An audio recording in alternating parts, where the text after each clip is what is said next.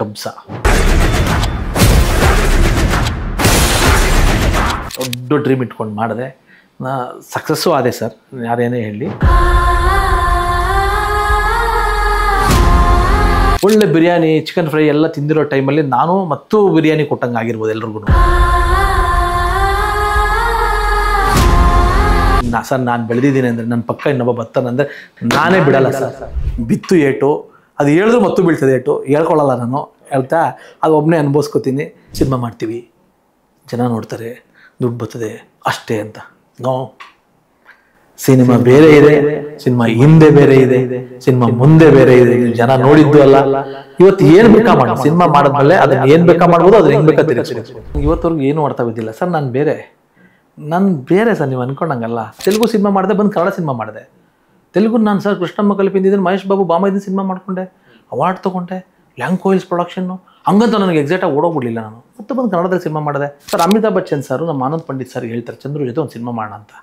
Sir Lyca productions Srikanth sir ಬಂದಿದ್ದಾರೆ, ಇವ್ನು ನೀವು ಮಾತಾಡಿ. ನನಗೆ ಅಡ್ವಾನ್ಸ್ ಕೊಡೋಕೆ ಬಂದರು ಕೂಡ ಲೈಕಾದವರು, ನಾನು ತಮಿಳು ಕಬ್ಜಾ ಅವರೇ ಮಾಡಿದ್ದು ಅಜಿತ್ ಅವ್ರಿಗೆ. ನಾನು ಹೌದಾ ಸರ್ ಅಂತ ನೋ ಎಕ್ಸೈಟ್ಮೆಂಟ್. ಸಿನಿಮಾ ಆದ್ಮೇಲೆ Uppi sir, Shivanna, then Sudeep sir ಎಲ್ಲರೂ ಕೂಡ ಚಂದ್ರು ಅವ್ರನ್ನ ದೂರ ಇಟ್ಟಿದ್ದಾರೆ. ಕಬ್ಜಾ ಒಂದು ಸಿನಿಮಾಯಿಂದ ಇಡೀ ಕನ್ನಡ ಇಂಡಸ್ಟ್ರಿ ಬಿದ್ದೋಯ್ತು. ಕಬ್ಜಾ ಹಿಟ್ ಅಂತ ಕನ್ಸಿಡರ್ ಮಾಡೋದಾದ್ರೆ ಇವತ್ತಿಗೆ ಸೇವ್ ಹಾಕಿರೋ ದುಡ್ಡು ಚಂದ್ರು ಅವ್ರಿಗೆ ಕಬ್ಜಾ ಸಂಬಂಧ ವಾಪಸ್. ನಾನು ರೀ 4 ವರ್ಷ ಹಿಂದೆ ತೆಗ್ದಲ್ಲ ಅದೆಲ್ಲ. ನೀವು ಯಾಕೆ ಸರ್ ಮಾತಾಡಲಿಲ್ಲ? ನಿಮ್ಮ ಕನ್ನಡದ ಹುಡುಗ ನಾನು ಆಗಲೇ ತೆಗೆದ್ನಲ್ಲ ಸರ್. ನಾನು ನೋಡಿ, ನೀವು ಒಂದು ಗನ್ನು ಶಾರ್ಟ್ ಎಲ್ಲ ನೀವು ನೋಡ್ಬಿಟ್ಟು ನನಗೆ ಹೇಳಿ ಸರ್, ನಾನೇನು ಹೇಳಲ್ಲ. ಓಜಿ ಟ್ರೈಲರ್ ಹಾಕೊಳ್ಳಿ, ಕಬ್ಜಾನ ಹಾಕೊಳ್ಳಿ, ಒಂದೊಂದು ಶಾರ್ಟ್ನು ನಮ್ಮನ್ನ ಇನ್ಸ್ಪೈರ್ ಆಗಿದ್ದಾರೆ ಬಿಡಿ. ನಾವು ಬೈಯೋದು ಇನ್ನೊಂದು ಮತ್ತೊಂದಲ್ಲ, ಇನ್ಸ್ಪೈರ್ ಆಗಿದೆ ಅಂತ ಅನ್ಕೊಂಡ್ಬಿಡೋಣ. By how tell me sir, ತಪ್ಪಲ್ವಾ ಇದು? ಕನ್ನಡದ ಹೀರೋನೇ ಇರ್ತಾರ? ಕನ್ನಡ ಸಿನಿಮಾನೇ, ಕನ್ನಡ ಸಿನಿಮಾನೇ, ಗ್ಲೋಬಲ್ ಕಂಟೆಂಟ್. ಓಕೆ, ಹೇಳ್ತೀನಿ ಕನ್ನಡದ ಹೀರೋನೇ ಸರಿ, ಹೇಳ್ತೀನಿ. ನನ್ನನ್ನು ಆಹಾರ ಮಾಡಿಬಿಡಿ ಎಲ್ಲರಿಗೂ. ಹಾಯ್, ಎಲ್ರಿಗೂ ನಮಸ್ಕಾರ. ನೀವು ನೋಡ್ತಾ ಇದ್ದೀರಾ ನ್ಯೂಸ್ ಹಂಟ್ ಕರ್ನಾಟಕ. ನಾನು ನಿಮ್ಮ ಮಂಜುಗೌಡ. ಇವತ್ತು ನನ್ನ ಜೊತೆಗೆ ಒಬ್ಬ ಸ್ಪೆಷಲ್ ಅತಿಥಿ ಇದ್ದಾರೆ, ಆರ್ ಚಂದ್ರು. ಈ ಹೆಸರನ್ನ ಕೇಳಿದ ತಕ್ಷಣ ಎಲ್ರಿಗೂ ಕೂಡ ಸಾಕಷ್ಟು ಅವರ ಸೂಪರ್ ಡ್ಯೂಪರ್ ಹಿಟ್ ಸಿನಿಮಾಗಳು ನೆನಪಾಗತ್ತೆ, ಅವರ ಕರಿಯರ್ನ ಒಂದು ಗ್ರಾಫ್ಟ್ ನೆನಪಾಗತ್ತೆ. ಕನ್ನಡ ನೆಲದಿಂದ ಬಂದಂತಹ ಒಬ್ಬ ನಿರ್ದೇಶಕ ಬೇರೆ ನೆಲದಲ್ಲೂ ಹೋಗಿ ಅಲ್ಲೂ ಕೂಡ ಚಿತ್ರಗಳನ್ನು ನಿರ್ದೇಶನ ಮಾಡಿ ಅಲ್ಲೂ ಕೂಡ ಸಕ್ಸಸ್ಸನ್ನು ಕಾಣೋದ್ರ ಮೂಲಕ, ಜೊತೆಗೆ ಕೊನೆಯದಾಗಿ ಕಬ್ಜಾ ಎನ್ನುವ ಪ್ಯಾನ್ ಇಂಡಿಯಾ ಲೆವೆಲ್ನ ಒಂದು ಮೇಕಿಂಗ್ ಇರುವಂತಹ ಒಂದು ಚಿತ್ರವನ್ನು ಕೂಡ ಮಾಡಿ ಹೆಸರಾದಂಥವರು. ಇವರ ಕರಿಯರ್ ಗ್ರಾಫ್ಟನ್ನು ನೋಡ್ತಾ ಇದ್ದರೆ ಸಾಕಷ್ಟು ಏರಿಳಿತಗಳಿದೆ. ಆರಂಭದಲ್ಲಿ ಬಂದಾಗ ತುಂಬ ಸೂಪರ್ ಡೂಪರ್ ಹಿಟ್ ಸಿನಿಮಾಗಳನ್ನು ಕೊಟ್ಟಂತಹ ಚಂದ್ರು ಅವರು ನಂತರ ಕಬ್ಜಾ ಸಿನಿಮಾ ಬಂದ ನಂತರ ಒಂದಷ್ಟು ಕ್ರಿಟಿಕ್ಸ್ಗೆ ಸಹ ಒಳಗಾದರು. ಅಂತಹ ಚಂದ್ರು ಅವರು ನಮ್ಮ ಜೊತೆಗಿದ್ದಾರೆ. ಸರ್, ಕಾರ್ಯಕ್ರಮಕ್ಕೆ ಸ್ವಾಗತ. ಹೇಗಿದ್ದೀರಿ? ನಮಸ್ಕಾರ, ಸೂಪರ್ ಆಗಿದ್ದೀನಿ. ಎಸ್ ಸರ್, ಸೋಲು ಗೆಲುವು ಅನ್ನೋದು ಜೀವನದಲ್ಲಿ ಅದೊಂದು ಭಾಗ ಇದ್ದಂಗೆ. ನಾವು ಹುಟ್ಟಿದಾಗಿಂದ ಕೊನೆ ಉಸಿರು ಎಡೆಯವರೆಗೂ ಸೋಲು ಗೆಲುವು ಅನ್ನೋದು ಒಂದು ಭಾಗ ಇದ್ದಂಗೆ. ಆದರೆ ಯಾವಾಗ ಸೋಲ್ತೀವಿ ಗೊತ್ತಿರಲ್ಲ, ಯಾವಾಗ ಗೆಲ್ತೀವಿ ಗೊತ್ತಿರಲ್ಲ. ಆದರೆ ಚಂದ್ರು ಅವ್ರನ್ನ ನೋಡಿದಾಗ ಹಳ್ಳಿಯಿಂದ ಬಂದಂತಹ ಒಬ್ಬ ಹುಡುಗ ಬೆಂಗಳೂರಿಗೆ ಬಂದು ತನ್ನ ಕನಸನ್ನು ಈಡೇರಿಸ್ಕೊಳ್ಳೋ ನಿಟ್ಟಿನಲ್ಲಿ ಸಾಕಷ್ಟು ಪ್ರಯತ್ನವನ್ನು ಪಟ್ಟಂತಹ ಹುಡುಗ. ಹೆಂಗಿತ್ತು ಹಳ್ಳಿಯಿಂದ ಬೆಂಗಳೂರಿನ ಪಯಣ? ಇಲ್ಲ, ಎಲ್ಲರೂ ಹಳ್ಳಿನೇ ಡೆಲ್ಲಿ ಆಗಿರೋದು. ಫಸ್ಟ್ ಹೇಳಬೇಕು ಅಂತಂದರೆ ಹಳ್ಳಿನೇ ಡೆಲ್ಲಿ ಆಗಿರೋದು. ಎಲ್ಲರೂ ಒಂದಲ್ಲ ಒಂದು ಮೂಲ ಹೋದರೆ ಎಲ್ಲ ಹಳ್ಳಿಯವರೇ, ಎಲ್ಲ ಹಳ್ಳಿಗರೇ.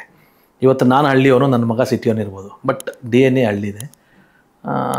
ಒಂದು ಖುಷಿ ಏನಂತಂದರೆ ಸರ್, ಹಳ್ಳಿಯಲ್ಲಿ ಒಂದು ಏನು ರೈತಾಪಿ ಜನ ನಾವು, ಆ ಮೂಲ ಒಂದು ಕಲ್ಚರ್ ಏನಿದೆ, ಆ ಮಣ್ಣಿನ ಸೊಗಡು, ಅದು ನಮಗೆ ಯಾವತ್ತೇ ಎಷ್ಟೇ ಏನೇ ಆದರೂ ಬಿದ್ದರು ಎದ್ದರು ಸೋತರು ಗೆದ್ದರು ದೃಢವಾಗಿ ನಿಲ್ಲಂತಹ ಒಂದು ಶಕ್ತಿಯನ್ನು ಕಲಿಸ್ಕೊಡುತ್ತೆ. ಅದು ಯಾವುದೋ ಒಂದು ಹಳ್ಳಿಯ ಕಲ್ಚರು, ರೈತಾಪಿ ಜನದ ಒಂದು ವಾತಾವರಣ. ಸೊ ಆ ನಿಟ್ಟಿನಲ್ಲಿ ನನಗೂ ಕೂಡ ಈ ಸೋಲು ಗೆಲುವು ಲೆಕ್ಕ ಇಲ್ಲ. ಅಂದ್ಕೊಂಡಿದ್ದು ಗುರಿ ಕಡೆ ಹೋಗೋದು, ಅದನ್ನ ಇಟ್ಕೊಂಡು ಬಂದು ಅಂತ ನಾನು. ಅದು ಸಿನಿಮಾ ಇರ್ಬೋದು, ಕೃಷಿ ಇರ್ಬೋದು, ಮತ್ತು ಇನ್ನೊಂದೇ ಬಿಸ್ನೆಸ್ ಇರ್ಬೋದು, ಯಾವುದೇ ಕೆಲಸ ಮಾಡಿದ್ರೂ ಕೂಡ ಗೆಲ್ಲಬೇಕು ಅಂತ ಹೋಗ್ತೀವಿ, ಮಿಕ್ಕಿದ್ದು ಭಗವಂತಂದು ಸರ್. ಎಸ್ ಸೊ ಸಾಕಷ್ಟು ಸಂದರ್ಶನಗಳಲ್ಲಿ ನೋಡಿದ್ದೀನಿ ಹಳ್ಳಿಯಲ್ಲಿದ್ದಂತಹ ಒಂದು ಜೀವನ. ಅಂದರೆ ನಿಮ್ಗೆ ಅಲ್ಲಿಂದನೇ ಒಂದು ಸ್ಯಾಕ್ರಿಫೈಸ್ ಅನ್ನೋ ಪಾಠನ ಹಳ್ಳಿಯಲ್ಲಿದ್ದಾಗಲೇ ಕಲ್ತ್ಕೊಂಡ್ಬಂದಿದ್ದೀರಾ ಅಂತ. ಅಂದರೆ ಬಡತನ, ರೈತಾಪಿ ಕುಟುಂಬ, ಇಬ್ಬರು ಮಕ್ಕಳಿರ್ತೀರಿ, ಇಬ್ಬರೂ ಓದಿಸೋವಂಥ ಶಕ್ತಿ ಪೇರೆಂಟ್ಸ್ಗಿರೋದಿಲ್ಲ, ನೀವು ಎಜುಕೇಷನನ್ನು ಸ್ಯಾಕ್ರಿಫೈಸ್ ಮಾಡ್ತೀರಿ. ಅದ್ರ ಬಗ್ಗೆ ಇವತ್ತು ನೆನೆಸ್ಕೊಂಡಾಗ ಏನನ್ಸುತ್ತೆ? ಇಲ್ಲ ಸರ್, ಸ್ಯಾಕ್ರಿಫೈಸ್ ಅಂತ ಹೇಳೋದು ದೊಡ್ಡ ತಪ್ಪಾಗುತ್ತೆ. ಯಾಕಂತಂದರೆ ಇವತ್ತು ನನಗೆ 3 ಜನ ಮಕ್ಕಳು, ನಮ್ಮ ತಂದೆಯವ್ರಿಗೆ 4 ಜನ ಮಕ್ಕಳು, ನಾವು 3 ಗಂಡು 1 ನಮ್ಮ ಅಕ್ಕ. ನಾವು ತಂದೆ ತಾಯಿ ಆದಾಗಲೇ ನಮಗೆ ಅವ್ರ ಬೆಲೆ ಗೊತ್ತಾಗೋದು. ಸ್ಯಾಕ್ರಿಫೈಸ್ ಅಂತಾರೆ, ನಾನು ಓದಲಿಲ್ಲ, ಗೊತ್ತಿಲ್ಲ ಸಿಚುವೇಶನ್, ಅವಾಗ ನನಗೆ ಗೊತ್ತಾಗಲಿಲ್ಲ. ಸೊ ಸೆಕೆಂಡ್ PUC ನಾನು ಹೇಳಿದಾಗೆ ಫೇಲ್ ಆದೆ. ನನ್ನ ತಮ್ಮ ಚೆನ್ನಾಗಿ ಓದ್ದ, ಡಿಸ್ಟಿಂಕ್ಷನ್ ಸ್ಟೂಡೆಂಟು, ಅವ್ನು ಡಾಕ್ಟರ್ ಆದ. ಇನ್ನೊಬ್ಬ ತಮ್ಮ ಚೆನ್ನಾಗಿ ಓದ್ದ, ಅವ್ನು ಇಂಜಿನಿಯರ್ ಆದ. ನಾನು PUC ಫೇಲ್ ಆದಮೇಲೆ ಸಿನಿಮಾ ಹುಚ್ಚು ಅದು ಇದು ಅವೆಲ್ಲವನ್ನು ಹೊರತುಪಡಿಸಿದ್ರೆ ನಾನು ಓದಲಿಲ್ಲ ಅನ್ನೋದು ಅಷ್ಟೇ ಸತ್ಯ. ಆವಾಗ ನನಗೆ ದೇವರು ಬರೆದಿದ್ದು ಡಿಗ್ರಿ ಯಾವುದು ಅಂತಂದರೆ, ಒಂದು ಹಳ್ಳಿಯಲ್ಲಿ ನಮ್ಮ ತಂದೆಯವ್ರ ಜೊತೆ ಅಗ್ರಿಕಲ್ಚರ್ ಮಾಡುವಂಥ ಅವಕಾಶ ಸಿಕ್ತು ಅಂತ ಭಾವಿಸ್ತೀನಿ. ಇವತ್ತಿನ ಸಿಚುವೇಶನ್ಗೆ ಅದು ನನಗೆ ಮೋರ್ ದ್ಯಾನ್ 10 ಡಿಗ್ರೀಸ್. ಅಲ್ಲಿ ಹಳ್ಳಿ ಜನರ ಜೊತೆ ಸಂಬಂಧಗಳು ಇವೆಲ್ಲ ಇದೆಯಲ್ಲ ಸರ್, ಅದು ಬೇರೆದ್ದೇ ಡಿಗ್ರಿ. ಒಂದು ಡಾಕ್ಟ್ರ್ ಓದಿದ್ರೆ ಒಂದು ಏನೋ ಒಂದು ಆಪ್ರೇಷನ್ ಮಾಡ್ಬೋದು, ಅಥವಾ ಒಂದು ಡ್ರಗ್ಸ್ ಮೆಡಿಸಿನ್ಸ್ ಕೊಡ್ಬೋದು, ಅಥವಾ ಒಂದು ಇಂಜಿನಿಯರ್ ಹೋದರೆ ಒಂದರ ಮೇಲೆ ಹೋಗ್ಬೋದು. ಸೊ ಮನುಷ್ಯರನ್ನ ಓದೋಂಥ ಅವಕಾಶ ಎಲ್ಲಿ ನಮ್ಮ ಊರಲ್ಲಿ ರೈತರ ಕೆಲಸ ಮಾಡುವಾಗ. ಸೊ ಈ ಥರದ್ದೊಂದು ಡಿಗ್ರಿ ನಮ್ಮ ತಂದೆಯವರಿಂದ ಬಂತು. ಥಿಯರಿಗಿಂತ ಪ್ರಾಕ್ಟಿಕಲ್ ಜಾಸ್ತಿ. ಹೇಳಿದ್ನಲ್ಲ ಸರ್, ಕೇರಿಂಗ್ ಹೆಂಗೆ ಅಂತಂದರೆ ಹಳ್ಳಿಗಳಲ್ಲಿ ಎಲ್ಲವೂ ಸ್ಪಂದನೆ ಇರುತ್ತೆ. ಎದುರುಗಡೆ ಮನೆಯವರು, ಪಕ್ಕದ ಮನೆಯವರು, ಅವರು ಇವರು ಸಂಬಂಧಗಳಿಗೆ ಬೆಲೆ ಇರುತ್ತೆ. ನಾನು ಕೂಡ ಡಿಗ್ರಿ ಮಾಡಬೇಕು ಅಂತೇಳಿ ಆಮೇಲೆ ಡಿಗ್ರಿ ನಾನು ಮಾಡಿಕೊಂಡೆ. ಅದು ಡಿಗ್ರಿ ನನಗೆ ಏನಂತಂದರೆ ಜೀವನಕ್ಕೆ ಆಗಲಿಲ್ಲ, ಅದೊಂದು ಸರ್ಟಿಫಿಕೇಟ್ ಆಗಿ ಉಳ್ಕೊಳ್ತು ಅಷ್ಟೇ, ಇರಲಿ ಸರಿ ಅಂತ. ನನಗೆ ಗುರಿ ಇದ್ದಿದ್ದು ಸಿನಿಮಾ. ನನಗೆ ಗೊತ್ತಿಲ್ಲದೆ ನನ್ನ ಚಿಕ್ಕಂದಲ್ಲಿ ದೇವರು ಬರೆದಿರ್ತಾರೆ ಅಂತ ಅನ್ಕೋತೀನಿ. ನಾನೊಂದು 8th ಸ್ಟ್ಯಾಂಡರ್ಡ್ ಇರಬೇಕಾದ್ರೆ ಒಂದು ಕವನ ಬರೆದಿದ್ದೆ, ಆಲ್ರೆಡಿ ಎಷ್ಟೋ ಇಂಟರ್ವಲ್ಲಿ ಹೇಳಿದ್ದೀನಿ. ಆ ಒಂದು ಕವನ ನಮ್ಮ ದೇವ್ರ ರೂಪದಲ್ಲಿ ನನ್ನೊಬ್ಬ ಮಾಸ್ಟ್ರು ನೀನು ಸಿನಿಮಾ ಲ್ಯಾಂಡ್ ಹೋಗಯ್ಯ ಅಂತಂದಿದ್ರು. ಅದನ್ನು ನೋಟಿಸ್ ಬೋರ್ಡಲ್ಲಿ ಹಾಕಿದ್ರು ಆ ಕವನನ. ಸೊ ಅದು ಇನ್ಸ್ಪೈರ್ ಆಗಿ ನಾನೇನೋ ಬರೀಬೇಕು ಅಂತ ಬರೆಯೋಕ್ಕೆ ಶುರು ಮಾಡಿದೆ. ಡಬ್ಬ ಥರನೇ ಆಗಲಿ, ಬರೆದು ಹೇಳೋದು, ತಲೆ ತಿನ್ನೋದು, ಎಷ್ಟೋ ಹುಡುಗರಿಗೆ ಹೇಳೋದು. ಅವರು ಚೆನ್ನಾಗಿ ಬರಿತೀಯ ಅಂತಂದಾಗ ಇನ್ಸ್ಪೈರ್ ಆಗೋದು. ಹಿಂಗೆ ಬರೆದು ಮುಂದೊಂದು ದಿನ ಅದು ನನಗೆ, ನಾನು ರೈಟ್ರ್ ಆಗ್ತೀನಿ, ಎಸ್ತಾರಣ್ಣವ್ರ ಹತ್ರ ಬರ್ತೀನಿ, ಎಸ್ತಾರಣ್ಣ ಸರ್ ಹತ್ರ ಒಂದು ಕಾಪಿ ರೈಟ್ರಾಗಿ ಸೇರ್ಕೊಳ್ತೀನಿ. ಸೊ ಇದು ನನಗೆ ಅದು ಒಂದು ವಿದ್ಯೆ ಆಗಿ ಸೇರಿಕೊಳ್ಳುತ್ತೆ. ಆಮೇಲೆ 5-6 ವರ್ಷ ಅವ್ರ ಹತ್ರ ಕೆಲಸ ಮಾಡಿ ಆದಮೇಲೆ ನಾನು ಒಂದು ಸಿನಿಮಾ ಡೈರೆಕ್ಟ್ ಮಾಡ್ತೀನಿ. ಅದೇ Taj Mahal super duper hit ಆಗುತ್ತೆ. ಎಷ್ಟೋ ಜನ ಆ ಸಿನಿಮಾಯಿಂದ ಬದಲಾಗ್ತಾರೆ. ಬಿಕಾಸ್ ಅದು ನಾನು ಓದಿದ್ದು ಡಿಗ್ರಿಯಿಂದ. ಎಷ್ಟೋ ಜನ ಸರ್ ನಿಮ್ಮ ತಾಜ್ ಮಹಲಿಂದ ನಾನು ತುಂಬ ಬದಲಾದೆ ಸರ್, ಹಂಗಾದೆ ಸರ್, ಹಿಂಗಾದೆ ಅಂತ. ಮೊನ್ನೆ ನಾನೊಂದು ಫಂಕ್ಷನ್ಗೆ ಕರೆದಿದ್ರು ಸರ್. ಸುಮಾರು ಎಲ್ಲ ಸೆಲೆಬ್ರಿಟೀಸ್, ಅಂದರೆ ಡಾಕ್ಟರ್ಸ್, ಇಂಜಿನಿಯರ್ಸ್, ಜಡ್ಜಸ್, ಈ ಥರದವರೆಲ್ಲ ಒಂದೆಲ್ಲ ಗೆಟ್ ಟುಗೆದರ್ ಥರ 200 ಜನ ಸೇರಿದ್ರು ಸರ್, ಒಂದು ಕೂಟ. ಅಲ್ಲಿ ಎಲ್ಲರೂ ಮಾತಾಡ್ತಾರೆ, ಎಲ್ಲ ಬಿಗ್ ಸೆಲೆಬ್ರಿಟೀಸ್ ಮಾತಾಡ್ತಾಯಿದ್ರೆ ಒಬ್ಬರು ಜಡ್ಜು ಮಾತಾಡಿದ್ರು ಸರ್. ಮಾತಾಡ್ತಿದ್ರು. ಅವತ್ತು ಬಂದು ನನಗೆ ತುಂಬ ಆ ರೆಸ್ಪೆಕ್ಟ್ ಎಲ್ಲ ನೋಡ್ತಾ ಇದ್ದು, ದೊಡ್ಡ IPS IAS ಎಲ್ಲ. ನಾನು ಅವತ್ತು ಸಿನಿಮಾ ರಂಗದಿಂದ ಹೋಗಿದ್ದೀನಿ. ಇವತ್ತು ನಾನು ಇಲ್ಲಿದ್ದೀನಿ, ಇವತ್ತು ಈ ಪೊಸಿಷನಲ್ಲಿದ್ದೀನಿ, ಅದಕ್ಕೆಲ್ಲ ಕಾರಣ ಇವತ್ತೊಬ್ರು ಇದ್ದಾರೆ ಅಂತ ಹೇಳಿ ಒಂದು ಸ್ಪೀಚ್ ಮಾಡಿದ್ರು ಸರ್. ಯಾರು ಅಂತಂದರೆ ಇಲ್ಲಿ ಡಾಕ್ಟರ್ ಚಂದ್ರು ಅವರಿದ್ದಾರೆ ಅಂದರು. ನಾನು ಶಾಕು.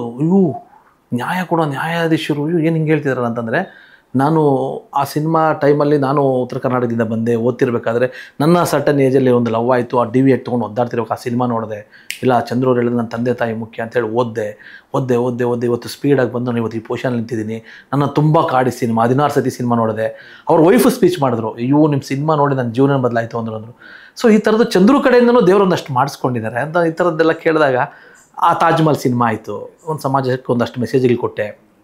ಎಷ್ಟೋ ಜನ ಕೇಳ್ಬೋದು, ಚಂದ್ರು ಅಂತಂದರೆ ಚಾರ್ಮಿನಾರ್ ಒಂದು ಮೆಸೇಜ್ ಓರಿಯೆಂಟೆಡ್, ಮೈಲಾರಿ ಅಪ್ಪ ಮಗನ ಬಾಂಧವ್ಯ, ಈ ಥರ ಒಂದು ಕಂಟೆಂಟ್ ಓರಿಯೆಂಟೆಡ್, ಮೆಸೇಜ್ ಓರಿಯೆಂಟೆಡ್ ಸಿನಿಮಾಗಳು. ಅಂದರೆ ನಾವು ಬೆಳೆದಿರೋದೇ ಹೆಂಗೆ, ನಮ್ಮ ತಂದೆ ತಾಯಿ ಬೆಳೆಸಿದ್ದೇ ಹಾಗೆ, ನಾನು ನೋಡಿದ್ದೇ ಹಾಗೆ, ನಾನು ಹುಟ್ಟಿದ್ದೇ ಹಳ್ಳಿಯಲ್ಲಿ, ಇವೆಲ್ಲ ಇಲ್ಲ ಅನ್ನೋಕ್ಕಾಗಲ್ಲ. ಹಾಗಾಗಿ ನಾನು ಯಾವಾಗಲೂ ಏನೇ ಸಿನಿಮಾ ಮಾಡೋದು ಒಂದು ಮೆಸೇಜ್ ಕೊಡಬೇಕು ಅಂತ ಹೊರಡ್ತಿದ್ದೆ. ನೀವು ಕೇಳೋದಾದರೆ ಕಬ್ಜಾ ಅಂತ ಬಂದಾಗ ಅಪ್ ಟು ನಾನು 12 ಸಿನಿಮಾ ಮಾಡಿದ್ದೀನಿ. ಒಂದು 5 ಸಿನಿಮಾ ಪ್ರೊಡ್ಯೂಸ್ ಮಾಡಿದ್ದೀನಿ ಆ್ಯಸ್ ಎ ಪ್ರೊಡ್ಯೂಸರ್ ಆಗಿ. ಆ್ಯಸ್ ಎ ಡೈರೆಕ್ಟರ್ 12 ಸಿನಿಮಾ ಮಾಡಿದ್ದೀನಿ. ನನ್ನ ಜೊತೆ ಇರೋರ್ಗೂ 2 ಸಿನಿಮಾ ಪ್ರೊಡ್ಯೂಸ್ ಮಾಡಿದ್ದೀನಿ. ಸೊ ಈ ಥರದ್ದು ದೇವ್ರು ನಮಗೊಂದು ಅವಕಾಶಗಳು ಕೊಟ್ಟು ಕಂಪ್ಲೀಟ್ ಆಗಿ ಒಂದು ಲಾಂಗ್ ಜರ್ನಿ. ಅಂದರೆ ಈ ಸಿನಿಮಾ ರಂಗದ ಮೇಲೆ ತುಂಬ ಆಸಕ್ತಿ ಹುಟ್ಟಿದ್ದು ಯಾಕೆ ಅಂತ ಸರ್, ಅದೇ ನಾನು ಹೇಳಿದ್ನಲ್ಲ, ಒಂದು ಕವನ. ತಮ್ಮ ಒಬ್ಬ ಡಾಕ್ಟ್ರು, ಇನ್ನೊಬ್ರು ಇಂಜಿನಿಯರು, ಎಲ್ಲ ಅವ್ರವ್ರು ಇದು ನೋಡ್ಕೊಂಡು ಹೋಗ್ತಿರ್ಬೇಕಾದ್ರೆ ನೀವು ಏನು ಬೇಡಪ್ಪ ನಂಗೆ ಯಾವುದು ಸಿನಿಮಾ. ನಾನು ಇವತ್ತು ಅದನ್ನು ಯಕ್ಷ ಪ್ರಶ್ನೆಯಾಗಿ ನನಗೆ ಕಾಡ್ತಾ ಇದೆ.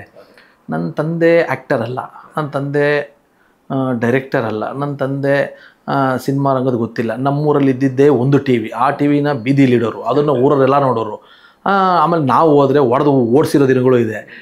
ಆಮೇಲೆ ನಾವು ಕದ್ದು ಮುಚ್ಚಿ TV ನೋಡ್ಕೊಂಬಂದರೆ ಮನೆಯಿಂದ ರಾತ್ರಿ ನನ್ನ ಅಕ್ಕನ, ನನ್ನ ತಮ್ಮದನ್ನು ನಮ್ಮಪ್ಪ ಆಚೆ ನಿಲ್ಲಿಸೋರು, TV ನೋಡೋರು, ಪೋಲಿಗಳು, ಈ ಥರದ್ದೆಲ್ಲ ಕಲ್ಚರಲ್ಲಿ ಬೆಳೆದವರು. ಆದರೆ ನಾನು ಫೈನ್ ಡೇ ಒಂದು ದಿನ ಬಂದು ನಾನು ಒಂದು 12 ಸಿನಿಮಾ ಮಾಡ್ತೀನಿ, 5 ಸಿನಿಮಾ ಪ್ರೊಡ್ಯೂಸ್ ಮಾಡ್ತೀನಿ ಅಂತ ತಿರುಗಿ ನಾನೇ ಅವಾಗ ಅವಲೋಕನ ಮಾಡಿಕೊಂಡ್ರೆ ಅನಿಸುತ್ತೆ ಸರ್ ನನಗೆ. ಈಗ ನಾನು 45 ವರ್ಷಕ್ಕೆ ಈಗ ಎಂಟ್ರಿ ಆಗಿದ್ದೀನಿ. ಈಗ ಅನಿಸುತ್ತೆ ನನಗೆ, ಎಲ್ಲ ಅನುಭವಗಳನ್ನು ಕ್ರೋಢೀಕರಿಸಿದಾಗ ಅನಿಸುತ್ತೆ, ಇವೆಲ್ಲವೂ ನಾವು ಮಾಡೋದಲ್ಲ, ನಮ್ಮ ಪೂರ್ವ ಜನ್ಮದ ಒಂದಷ್ಟು ಪುಣ್ಯ ಅಂತಾರಲ್ಲ ಅದು ಇರಬೇಕು.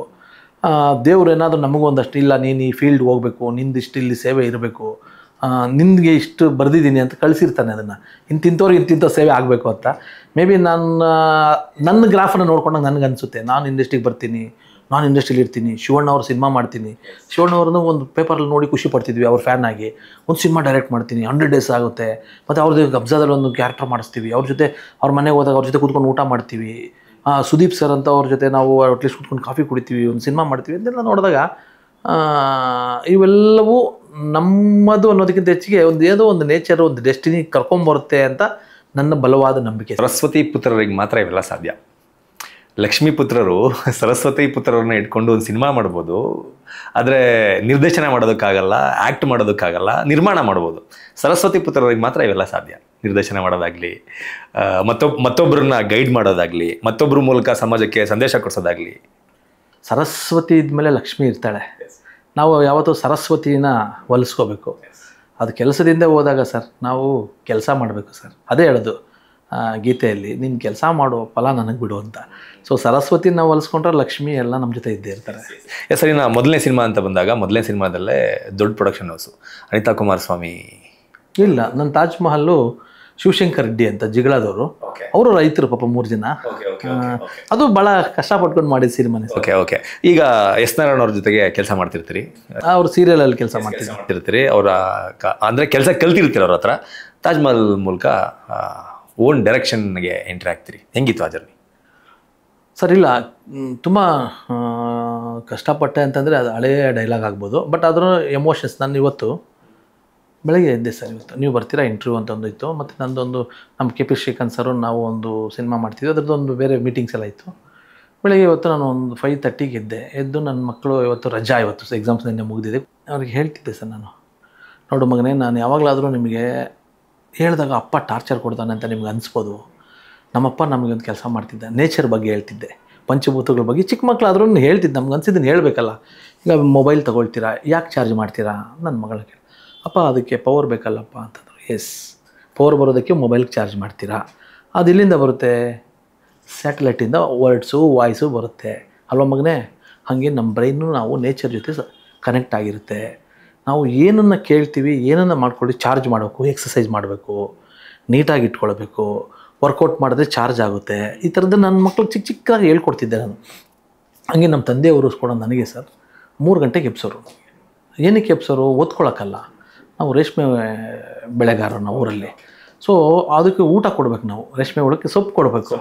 ಆವಾಗ ನಮ್ಮಪ್ಪ ಏನು ಮಾಡೋರು, 3 ಗಂಟೆಗೆ ನನಗೆ ನನ್ನ ಕರಿಯರು, ಏಯ್ ಮಗನ ಅನ್ನೋರು, ಟಕ್ಕಂತ ಎದ್ದು ನೋಡಿ ಇವೆಲ್ಲ ನೋಡಿ ಸರ್, ಜಸ್ಟ್ ಎಲ್ಲ ಬೆಳ್ಳು ನನಗೆ ಕಟ್ಟಾಗಿದೆ ನೋಡಿ, ಎಲ್ಲ ಬೆಳ್ಳು ನೀವು ಓಪನ್ ಮಾಡಿ ನೋಡಿ, ಎಲ್ಲ ಬೆಳ್ಳು ನೇತಾಡೋದು ಆ ಮಟ್ಟಿಗೆ. ಅಂದರೆ ಕೊಯ್ದು ದೊಡ್ಡ ಸೊಪ್ಪು ರಾಶಿ ಹಾಕಿ ಎಲ್ಲದಕ್ಕೂ ಕೊಡ್ತಿದ್ವಿ.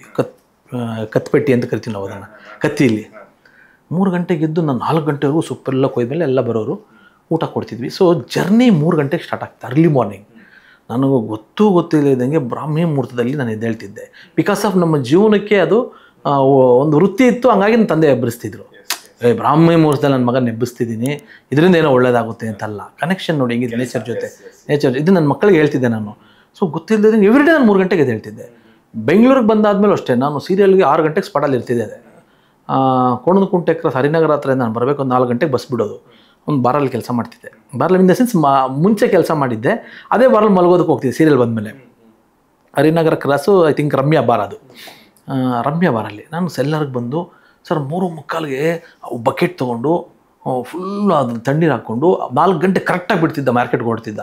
4 ಗಂಟೆಗೆ ಓಡ್ಬಂದು ತಣ್ಣೀರು ಹಾಕ್ಕೊಂಡು ಹತ್ಕೊಳ್ತಿದ್ದೆ. ಸೊ ಇದನ್ನು ನಾನು ಕಷ್ಟ ಅಂತ ಹೇಳ್ತಿಲ್ಲ, ದೇವ್ರು ನಮ್ಗೆ ಎಂತೆಂಥ ಅವಕಾಶಗಳು ಮಾಡಿಕೊಡ್ತಾರೆ ನೋಡಿ. ಬ್ರಾಹ್ಮಿ ಮುಹೂರ್ತದಲ್ಲಿ ಎದ್ದೇಳೋದು, ಇದು ಯಾರು ಗುರುಗಳು ಋಷಿಗಳು ಬಂದು ಹೇಳ್ಕೊಡ್ಲಿಲ್ಲ ನನಗೆ, ನಮ್ಮ ಅನಿವಾರ್ಯತೆಗಳು. ನಮ್ಮ ತಂದೆ 3 ಗಂಟೆಗೆ ಬರೆಸ್ತಿದ್ರು, ಖುಷಿ ಆಯ್ತು, ಇಲ್ಲಿ 4 ಗಂಟೆಗೆ ಎದ್ದೇಳ್ತಿದ್ದೆ. ಇವೆಲ್ಲವೂ ಏನಾಯಿತು, ಮಾರ್ಕೆಟಿಗೆ ಬಂದು ಮತ್ತೆ ಅಲ್ಲಿ ಮೆಜೆಸ್ಟಿಕ್ಕಿಗೆ ಬಂದು ಮತ್ತೆ ಶೂಟಿಂಗ್ ಸ್ಪಾಟ್ ಎಲ್ಲಿದೆ ಅಲ್ಲಿ ಹೋಗಿ ಕೂತ್ಕೊಂಡು ಬೆಳಗ್ಗಿಂದ ಸಾಯಂಕಾಲವರೆಗೂ. ಏನಪ್ಪ ಅಂದರೆ ಸರ್, ತಂದೆ ತಾಯಿ ಕಲಿಸಿದ್ದು, ಏನೇ ಕೆಲಸ ಮಾಡು, ಶಿಸ್ತಾಗಿ ಮಾಡು, ನೀಟಾಗಿ ಮಾಡು, ಕರೆಕ್ಟಾಗಿ ಮಾಡು, ಪರಿಪೂರ್ಣವಾಗಿ ಮಾಡು, ರಿಸಲ್ಟ್ ಕೊಡು. ಈಗ ನಾವು ತೋಟದ ಕೆಲಸ ಮಾಡಿದ್ರು ಅಷ್ಟೇ ಮಾಡ್ತಿದ್ವಿ. ಅದು ನನಗೆ ರಕ್ತಗತವಾಗಿ ಬಂದಿದ್ದು ನನಗೆ ತುಂಬ ತುಂಬ ತುಂಬ ಪ್ಲಸ್ ಆಯಿತು. ಸರ್ ಎಷ್ಟು ಡಿಗ್ರಿ ತೊಗೊಂಡಿದ್ದೀವಿ ಅನ್ನೋದು ಮುಖ್ಯ ಅಲ್ಲ ಸರ್, ನಾವು ಜೀವನದಲ್ಲಿ ಏನು ಕಲ್ತ್ಕೊಂಡಿದ್ದೀವಿ, ಎದುರುಗಡೆ ಇರೋ ಮನುಷ್ಯನ ಹೆಂಗೆ ಮಾತಾಡ್ತೀವಿ, ಎದುರುಗಡೆ ಇರೋ ಜೊತೆ ಸಂಪರ್ಕಗಳು ಹೆಂಗೆ ಬೆಳೆಸ್ಕೊಳ್ತೀವಿ, ಇವೆಲ್ಲವೂ ಕೌಂಟ್ ಆಗುತ್ತೆ. ಇದು ನನ್ನ ಏನಂತಾರೆ ನನ್ನ DNA, ನನ್ನ ತಂದೆ ತಾಯಿ ಇವರಿಂದ ಇಲ್ಲೆಲ್ಲ ಬಡತನ ಸಿರಿತನ ಕೌಂಟ್ ಆಗಲ್ಲ ಸರ್. ಸರ್ ಈಗ ಪಾಪ ಏನು ಓದಿರೋ ಒಬ್ಬ ನಾನು ಡಿಗ್ರೇಡ ಮಾತಾಡೋ ವಾಚ್ಮ್ಯಾನ್ ಅವ್ರಿಗೆ 100 ಕೋಟಿ ಕೊಡ್ತೀನಿ, ಅವ್ರನ್ನ ಶ್ರೀಮಂತ ಅಂತ ಹೆಂಗೆ ಕನ್ಸಿಡರ್ ಮಾಡ್ತೀರಾ ನೀವು?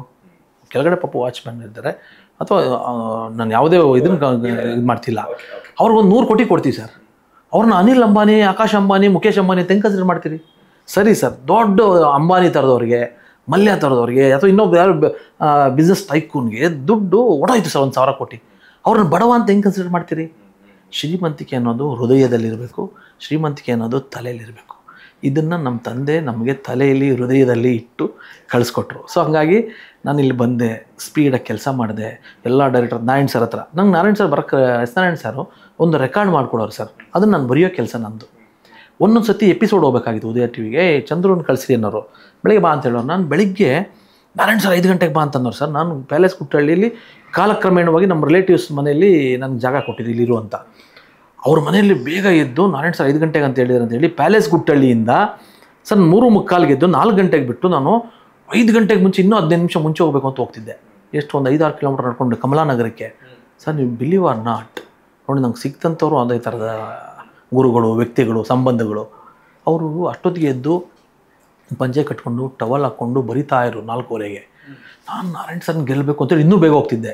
ಒಂದಿನ ಗೆಲ್ಲಕ್ಕಾಗಲಿಲ್ಲ ಸರ್. ನಾನು 5 ಕಿಲೋಮೀಟರ್ ನಡ್ಕೊಂಡು ಹೋಗ್ತಿದ್ದೆ, ಅಷ್ಟೊತ್ತು ಬಸ್ ಇರ್ತಿರ್ಲಿಲ್ಲ. ಬಸ್ ಇದ್ದರೂ ನಮಗೆ ದುಡ್ಡು ಸಮಸ್ಯೆ ಇರೋದು, ಇದು ಪ್ರಾಬ್ಲಮ್ಸ್ ಅಲ್ಲ. ನೇಚರ್ ನಮ್ಗೆ ಎಷ್ಟು ಚೆನ್ನಾಗಿ ಕಲಿಸ್ಕೊಡ್ತದೆ, ನೇಚರ್ ಜೊತೆ ಇದ್ವಿ. 5 ಕಿಲೋಮೀಟರ್ ನಡೆಯೋದು ನಂಗೆ ಮ್ಯಾಟ್ರ್ ಆಗ್ತಿರ್ಲಿಲ್ಲ, ಆ ದುಡ್ಡಿಲ್ಲ ಅನ್ನೋದು ಮ್ಯಾಟ್ರ್ ಆಗ್ತಿರ್ಲಿಲ್ಲ. ಇವು ನಾರಾಯಣ್ ಸರ್ ಹತ್ರ ನಾನು ಕೆಲಸ ಮಾಡ್ತಾ ಮಾಡ್ತಾ ಮಾಡ್ತಾ ಒಂದು 6 ವರ್ಷ ಆದಮೇಲೆ ನನಗೆ 4,500 ಫೈನಲ್ ಸಂಬಳ ಕೊಡ್ತಿದ್ರು.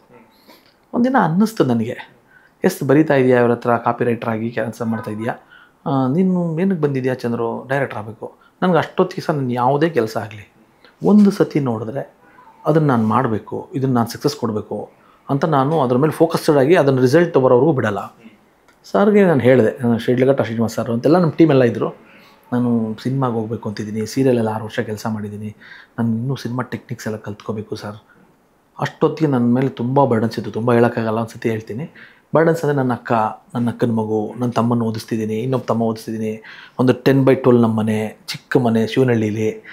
ಇದ್ರ ಮಧ್ಯದಲ್ಲಿ ನಂಗೆ ತಿಂಗಳು 3,000 ದುಡಿಲೇಬೇಕಾದ ಅನಿವಾರ್ಯತೆ, ಮನೆಗೆ 800 ರೂಪಾಯಿ ರೆಂಟು, ನಮ್ಮ ಅಕ್ಕನ ಮಗನಿಗೊಂದು 200 ರೂಪಾಯಿ ಫೀಸು. ಕೆಲವೊಂದು ನೋಡಿ ಸರ್, ನನಗೆ ಮದುವೆ ಆಗಿಲ್ಲ, ನನ್ನ ಅಕ್ಕನ ಪಾಪನ್ನ, ನನ್ನ ತಮ್ಮಂದರನ್ನ ಸಾಕಲೇಬೇಕಾದ ಅನಿವಾರ್ಯತೆ ಬಂತು. ಸೊ ಇವೆಲ್ಲವೂ ನನ್ನ ಹದ ಮಾಡ್ತಾ ಹೋಯ್ತು. ಅಂದರೆ ನಾನು ಬೇರೆ ಡಿವಿಯೇಷನ್ ತೊಗೊಂಡೋಗಲಿಲ್ಲ. ಫ್ಯಾಮಿಲಿ 3,000 ದುಡಿಲೇಬೇಕು, 3,000 ದುಡಿದ ಮೇಲೆ ನಾನು ಎಲ್ಲ ಕೆಲಸಗಳು. ಈಗ ಕೆಲಸ ಬಿಡೋಕ್ಕೆ ಕೇಳಿದಾಗ ನೋಡಪ್ಪ ನೀನು ಬಿಟ್ಟರೆ ಮತ್ತೆ ನಿಜ ಕೂಡ ಕಷ್ಟಪಟ್ಟು ಕೆಲಸ ಹುಡ್ಕೊಂಡು ಮಾಡಿದ್ದೀನಿ, 4-5 ವರ್ಷ ಕೆಲಸ ಮಾಡಿದ್ದೀನಿ, ಯೋಚನೆ ಮಾಡುವಂಥದ್ರು. ಇಲ್ಲ ಸರ್ ಡಿಸಿಷನ್ ಮಾಡಿದ್ದೀನಿ. ಅಷ್ಟೊತ್ತಿಗೆ ನಾನು ಯಾವಾಗಲೂ ಸರ್ ತುಂಬ 6 ಸೆನ್ಸಲ್ಲಿ ಕೆಲಸ ಮಾಡ್ತೀನಿ, ಒಂದು ಸೆನ್ಸ್ ಜಾಸ್ತಿನೇ ಕೆಲಸ ಮಾಡ್ತೀನಿ. ಒಂದು ಚೀಟಿ ಹಾಕ್ಕೊಂಡಿದ್ದೆ, 3 ತಿಂಗಳು ಒಂದು 10,000 ಚೀಟಿ ಎತ್ಕೊಂಡಿದ್ದೆ. ನಾನು ಪ್ರಿಪೇರ್ ಆಗಿದ್ದೆ, ನಮ್ಮ ಅಕ್ಕನ ಕೈ ಕೊಟ್ಬಿಟ್ಟಿದ್ದೆ, ನೋಡಮ್ಮ 3 ತಿಂಗಳು ನನ್ನ ಏನೂ ಕೇಳಬಾರ್ದು ಅಂಥೇಳಿ ಕೆಲಸ ಬಿಟ್ಬಿಟ್ಟೆ. ನನಗೇನು ಟಾರ್ಗೆಟು 90 ಡೇಸ್ ಇದೆ, ಇಷ್ಟೊಳಗಡೆ ಒಂದು ಸಿನಿಮಾದಲ್ಲಿ ಕೆಲಸ ಹುಡ್ಕೋಬೇಕು, ಸಿನಿಮಾಗೆ ಜಾಯ್ನ್ ಆಗಿಬಿಡ್ಬೇಕು ಅಂಥೇಳಿ. ಹಾಗೆ ಒಂದು ದಯಾಳ್ ಸರ್ ಒಂದು ಸಿನಿಮಾ ಸ್ಟಾರ್ಟ್ ಆಗಿತ್ತು, ಅವ್ರ ಹತ್ರ ಹೋದೆ. ಸರ್ ನನಗೆ ಸಂಬಳ ಬೇಡ ಸರ್, ನಾನು ನಾರಾಯಣ್ ಸರ್ ಹತ್ರ ಕೆಲಸ ಮಾಡ್ತಿದ್ದೆ, ವಜ್ರೇಶ್ವರಲ್ಲಿದ್ದರು, ಸಖಾಸಖಿ ಅಂತ ಒಂದು ಸಿನಿಮಾ ಟೆಕ್ನಿಕ್ಸು. ಈಗ ನಾವು VHS ಕ್ಯಾಮ್ರಾ ಈ ಶೂಟಿಂಗ್ ಮಾಡ್ತಿದ್ದು ಬೇರೆ, ಯಾವುದು ಆವಾಗ ಉದಯ ಟಿವಿ ಸೀರಿಯಲ್ಗೆ. ಇದು ಲೆನ್ಸಸ್ ಇದೆ, ಸಿನಿಮಾ ಟೆಕ್ನಿಕ್ಸು ಬೇರೆ, ಫಿಲ್ಟರ್ಸ್ ಇದೆ, ಲೆನ್ಸಸ್ ಇದೆ, ಇದು ಆ್ಯರಿ ಕ್ಯಾಮ್ರಾಗಳು ಬೇರೆ ಡಿಫ್ರೆಂಟಸ್ ಇದೆ, ಡಿಫ್ರೆಂಟ್ ಕ್ಯಾಮ್ರಾ. ಇವೆಲ್ಲ ತಿಳ್ಕೊಬೇಕಿತ್ತು ನನಗೆ, ಟೆಕ್ನಿಕಲ್ ತಿಳ್ಕೊಬೇಕಿತ್ತು ನಾನು. ಸೊ ಬಂದಿದ್ದೀನಿ ಸರ್ ಅಂತಂದೆ. ನನಗೆ ಸೆಕೆಂಡ್ ಗುರುವಾಗಿ ಅವರು ಅಲ್ಲಿರೋ ಹುಡುಗನೆಲ್ಲ ಕರೆದು ಜಾಯ್ನ್ ಆದೆ. ನನಗೆ ಸಂಬಳ ಬೇಡ ಸರ್ ಅಂದೆ. ನೀವು ನಂಬಲ್ಲ, ಶೂಟಿಂಗ್ ಎಲ್ಲ ಮುಗೀತು ಬೆಂಗಳೂರಲ್ಲಿ, ಮೈಸೂರಿಗೆ ಹೋಗಬೇಕು ಸರ್. ನಮ್ಮಲ್ಲಿ ಒಂದು ಅರ್ಜಿ ಇದ್ದರೆ ಏನು ಬೇಕಾಗ್ಬೋದು ಸರ್, ಅದಕ್ಕೆ ಏನು ಬೇಕಾದ್ರೂ ಆಗ್ಬೋದು ಸರ್. ನಾನು ಉದಾಹರಣೆ ಅಂತ ಕೊಟ್ಟು ದೊಡ್ಡವನಲ್ಲ, ಏನು ಬೇಕಾದ್ರೂ ಆಗ್ಬೋದು ಸರ್. ಶೂಟಿಂಗಿಗೆ ನಾನು ಸೇರಿಕೊಂಡೆ, ಕೆಲಸ ಮಾಡ್ತಿದ್ದೆ. ಈಗ ಸಾಂಗ್ಸ್ಗೆ ಮೈಸೂರಿಗೆ ಹೋಗ್ಬೇಕಾಯ್ತು ಸರ್.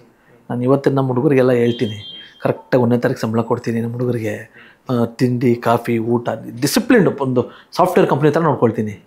ಆದರೂ ಇದು ಒಳ್ಳೆಯವರು ಇದ್ದಾರೆ, ಮಿಸ್ ಮ್ಯಾಚು ಇದ್ದಾರೆ, ಅದು ಬೇರೆ ವಿಷಯ, ಅವ್ರ ಬಗ್ಗೆ ನಾನು ಮಾತಾಡ್ತಿಲ್ಲ. ಸರ್ ನೀವು ನಂಬಲ್ಲ, ನನ್ನನ್ನು ಸೈಡ್ಗೆ ಇಟ್ಟಿದ್ರು. ಈ ಗಾಡೀಲಿ ಇಷ್ಟೇ ಆಗೋದು, 2 ಅಸಿಸ್ಟೆಂಟ್ ಡೈರೆಕ್ಟರ್ ಸಾಕು, ಇವರು ಅಪ್ರೆಂಟಿಸ್ ಥರ ಇದ್ದಾರೆ, ಹೊಸ ಹುಡುಗಲ್ಲ, ಬೇಡ ಇವ್ರು ಬೇಡ ಅಂತಿದ್ರು. ನಾನು ಇಲ್ಲ, ಅಯ್ಯೋ ನನ್ನನ್ನು ತೆಗೆದುಬಿಟ್ರಲ್ಲ, ನನಗೆ ಆಸಕ್ತಿ, ಅಯ್ಯೋ ಹೋಗ್ಬೇಕು ನಾನು, ನೋಡ್ಬೇಕು ನಾನು, ಅದೇನು ತೆಗಿತಾರೆ, ಸಾಂಗ್ ಹೆಂಗೆ ಮಾಡ್ತಾರೆ, ಇದೆಲ್ಲ ನೀವು ನಂಬಲ್ಲ ಸರ್. ನಾನು ಶಿವಮೂರ್ತಿ ಅಂತ ಇದ್ದರು, ಇವತ್ತು ನಮ್ಮ ಮಳೆ ಡೈರೆಕ್ಟ್ರು, ನಾನೊಂದು ಪ್ರೊಡ್ಯೂಸ್ ಮಾಡಿದೆ ಅವ್ರಿಗೋಸ್ಕರ. ಅವರಿಗೆ ರಿಕ್ವೆಸ್ಟ್ ಮಾಡಿಕೊಂಡು ಕೈಕಾಲು ಹಿಡ್ಕೊಂಡು ಅವತ್ತು ನಾನು ಸೆಟ್ ವ್ಯಾನಲ್ಲಿ ಕೂತ್ಕೊಂಡು, ಅವ್ರಿಗೆ ಡೈರೆಕ್ಟ್ರಿಗೂ ಗೊತ್ತಿಲ್ಲ, ನಮ್ಮ ಡಯಲ್ ಸರ್ಗೂ ಗೊತ್ತಿಲ್ಲ, ಸೆಟ್ ವ್ಯಾನಲ್ಲಿ ಅಡ್ಜಸ್ಟ್ ಮಾಡಿಕೊಂಡು ಮೈಸೂರಲ್ಲಿ ಪ್ರತ್ಯಕ್ಷ ಆಗಿದ್ದೆ. ನೀನೇನು ಕಾಯ ಬಂದೆ ಅಂದರು. ಗುರುಗಳೇ ನಾನು ಶಿವಮೂರ್ತಿ ಅವ್ರ ರೂಮಲ್ಲಿ ಅಡ್ಜಸ್ಟ್ ಮಾಡ್ಕೊತೀನಿ ಗುರುಗಳೇ ಅಂತೇಳಿ ಅವ್ರ ರೂಮಲ್ಲಿ ಅಡ್ಜಸ್ಟ್ ಮಾಡಿಕೊಂಡು ಶಿವಮೂರ್ತಿ ಇದ್ರು. ನಾನು ಯಾಕೆ ಶಿವಮೂರ್ತಿಗೆ ಸಿನಿಮಾ ಕೊಟ್ಟೆ ಅಂದರೆ, ನೋಡಿ ನಾವು ಹಂಗೆ ಹೇಳಿದಾಗೆಲ್ಲ ನಮ್ಮನ್ನು ಕಾಪಾಡಿದ್ರು. ನಮ್ಮ ರೂಮಲ್ಲೇ ಮಲ್ಕೊಂತ ಅವರೇ 3 ಜನ ಇದ್ದರು, ಪಕ್ಕದಲ್ಲಿ ಮಲ್ಸ್ಕೊಂಡು ತಿರುಗಿ ಕೆಳಗಡೆ. ಇದು ಕಷ್ಟ ಅಂತ ಹೇಳಿದ್ರೆ ತಪ್ಪಾಗುತ್ತೆ ಅಂದ್ಕೋತೀನಿ. ಇವು ಬ್ಯೂಟಿಫುಲ್ಲಾಗಿ ಬದುಕಿದ್ದು ನಾವೆಲ್ಲ ಲೆಸನ್, ಲೈಫಲ್ಲಿ ಒಂದು ಪಾಠ ಸರ್. ಇವತ್ತು ದೇವ್ರು ನಮಗೆಲ್ಲ ಕೊಟ್ಟಿದ್ದಾನೆ. ಆ್ಯಕ್ಚುಲಿ ಇವತ್ತು ಇದು ಕಷ್ಟ ಆಗ್ತಿದೆ ನನಗೆ, ಬಟ್ ಅದು ನಾನು ನೇಚರ್ ಜೊತೆ ಇದ್ದೆ ಸರ್, ನೇಚರ್ ಜೊತೆ ಇದ್ದೆ. ಇದನ್ನೇ ಇವತ್ತು ನನ್ನ ಮಕ್ಕಳಿಗೆ ಹೇಳಿದ್ದು, ನಾವು ಎಲ್ಲ ಆಡಂಬರಗಳ ಜೊತೆ ಅಲ್ಲ ಮಗನೇ, ನೇಚರ್ ಜೊತೆ ಇರಬೇಕು. ಬೆಳಗ್ಗೆ ಸೂರ್ಯ ನಮಸ್ಕಾರ ಮಾಡಬೇಕು, ಸೂರ್ಯನ ಜೊತೆ ಇರಬೇಕು. ಯಾವ ಟೈಮಿಗೆ ಕಾಸ್ಮಿಕ್ ರೇಸ್ ಬರುತ್ತೆ, ಯಾವ ಟೈಮಿಗೆ ಸೂರ್ಯ ಯಾವ ಬೆಳಿಗ್ಗೆ ಎದ್ದಾಗ ನಮ್ಗೆ ಏನು ಪವರ್ ಕೊಡ್ತಾನೆ, ಆಮೇಲೆ ಏನು ಪವರ್ ಆಗ್ತದೆ, ಇದೆಲ್ಲ ನನ್ನ ಮಕ್ಕಳಿಗೆ ಹೇಳ್ತಿದ್ದೆ. ಬಿಕಾಸ್ ನನ್ನ ಅನುಭವ. ಹಾಗೆ ನಾರಾಯಣ್ ಸರ್ ಹತ್ರ ಕೆಲಸ ಕಲಿತೆ, ದಯಾಳ್ ಸರ್ ಹತ್ರ ಕೆಲಸ ಕಲಿತೆ. ತಮಿಳ್ ಡೈರೆಕ್ಟರ್ ಒಬ್ಬರು ಗಣೇಶ್ ರಾಜ ಅಂತಿದ್ರು, ಅವ್ರ ಹತ್ರ ಹೋದೆ ಸರ್. 3 ಜನ ಅಸಿಸ್ಟೆಂಟ್ ಡೈರೆಕ್ಟರ್ ಕೆಲಸ ಒಬ್ಬನೇ ಮಾಡ್ತಿದ್ದೆ. ಅಲ್ಲಿದ್ದಿದ್ದೆ ಇಬ್ಬರು ಅಸೋಸಿಯೇಟು, ನಾನು ಇಬ್ಬರೇ. 4 ಬ್ಯಾಗ್ ಹಾಕೊಂಡು ಕ್ಲಾಪ್ ಹೊಡಿಬೇಕಿತ್ತು, ಅವಾಗ ಅನೌನ್ಸ್ಮೆಂಟ್ ಕ್ಲಾಪು ಎಲ್ಲ ಮಾಡಿ. ನಾನು ಡೈರೆಕ್ಟರ್ ಬೈಕೋತಿದ್ದೀನಿ. ಡೈರೆಕ್ಟರ್ ಏನಪ್ಪ ಇದು ನನಗೆ ಅಸಿಸ್ಟೆಂಟ್ ಡೈರೆಕ್ಟರ್ನ ಇಟ್ಕೊಂಡಿದ್ದೆ ಅಂದರೆ ಅವರೊಬ್ಬರಿಗೆ ಹೇಳ್ತಾನೆ, ಸಖತ್ತು ಬೈಕೋತಿದ್ದೆ ಅವ್ರನ್ನ. ಅವರು ಒಬ್ಬರು ಆರ್ಟಿಸ್ಟ್ ಬಂದರು ಸರ್ ಒಂದಿನ. ಸರ್ 3 ಬ್ಯಾಗ್ ನನಗೆ, ಒಂದು ಕ್ಲಾಪ್ ಬ್ಯಾಗು, ಒಂದು ಎಡಿಟಿಂಗ್ ರಿಪೋರ್ಟ್ ಬ್ಯಾಗು, ಒಂದು ಪ್ರೋಗ್ರಾಮ್ ಬ್ಯಾಗ್, 3 ಬ್ಯಾಗ್ ಹಿಂಗೆ ಹಾಕ್ಕೊಂಡು 3 ಕೆಲಸ ಮಾಡೋದು. ಊಟ ಮಾಡ್ತಿರ್ಲಿಲ್ಲ. ಮತ್ತೆ ಮಧ್ಯಾಹ್ನ ಬ್ರೇಕಲ್ಲಿ ಕೂತ್ಕೊಂಡು ಎಲ್ಲರಿಗೂ ಪ್ರೋಗ್ರಾಮ್ ಬರ್ಕೊಡ್ಬೇಕು. ಅವರು ಗಣೇಶ್ ರಾಜ ಅಂತ ತಮಿಳ್ ಡೈರೆಕ್ಟ್ರು ತೀರೋದ್ರು. ಅವರು ನೋಡಿ ಸರ್ ಹೆಂಗೆ ಬರ್ತಾರೆ ದೇವರುಗಳು, ಯಾವ್ಯಾವ ಎಲ್ಲೆಲ್ಲಿಂದ ಬರ್ತಾರೋ ಗೊತ್ತಿಲ್ಲ. ನೋಡಿ ಸರ್ ಈ ಮನುಷ್ಯ ಇನ್ನೊಂಡೆ ಒಬ್ಬರು ಬರ್ತೀನಿ ಅಂತಂದ್ರು, ನನಗೆ ಹೇಳಿದ್ರು ತೊಗೋತಾ ಇಲ್ಲ, ಸಂಬಳ ಬೇಡ ಅಂದರೂ ತೊಗೋತಾ ಇಲ್ಲ. ನಂಗೆ ನೋಡಿ ಸರ್ ನನಗೆ ಹಿಂಗೆ ಆಗ್ತಿದೆ, ಊಟ ಮಾಡೋ ಅಂದರು ಆರ್ಟಿಸ್ಟ್ ಒಬ್ಬರು. ಊಟ ಬೇಡ ಸರ್, ಪ್ರೋಗ್ರಾಮ್ ಕೊಡಬೇಕು ಅಂದೆ. ನಾನು ಹಂಗಂದ್ರೆ ಅವ್ರು ಹೇಳಿದ್ರು, ಸರ್ ಚಂದ್ರು ನೀನು ಗೊತ್ತಿಲ್ಲ, ಅವ್ರು ಏನು ಹೇಳಿದ್ರು ಗೊತ್ತಾ ನನಗೆ, ನೀನು ಕಷ್ಟಪಡೋದು ನೋಡಿ ನಾನೇ ಕೇಳಿದೆ. ಇಲ್ಲ ಈ ಹುಡುಗನಲ್ಲಿ ಒಂದು ಸ್ಪಾರ್ಕ್ ಇದೆ, ಇವನು ಒಂದು ಬೆಳಿತಾನೆ ಅಂತ ಅನ್ನಿಸ್ತಿದೆ, ಅದಕ್ಕೆ ಇವನು ಒಬ್ಬನಿಗೆ ಎಲ್ಲ ಕೆಲಸ ಕೊಟ್ಟಿದ್ದೀನಿ. ನಾನು ಹೇಳಿದೆ ಇನ್ನೂ 3 ಜನ ಬರ್ತಾರೆ, ಇವನು ತಿರ್ಗಿ 4 ಸಿನಿಮಾ ಮಾಡಬೇಕಾಗುತ್ತೆ.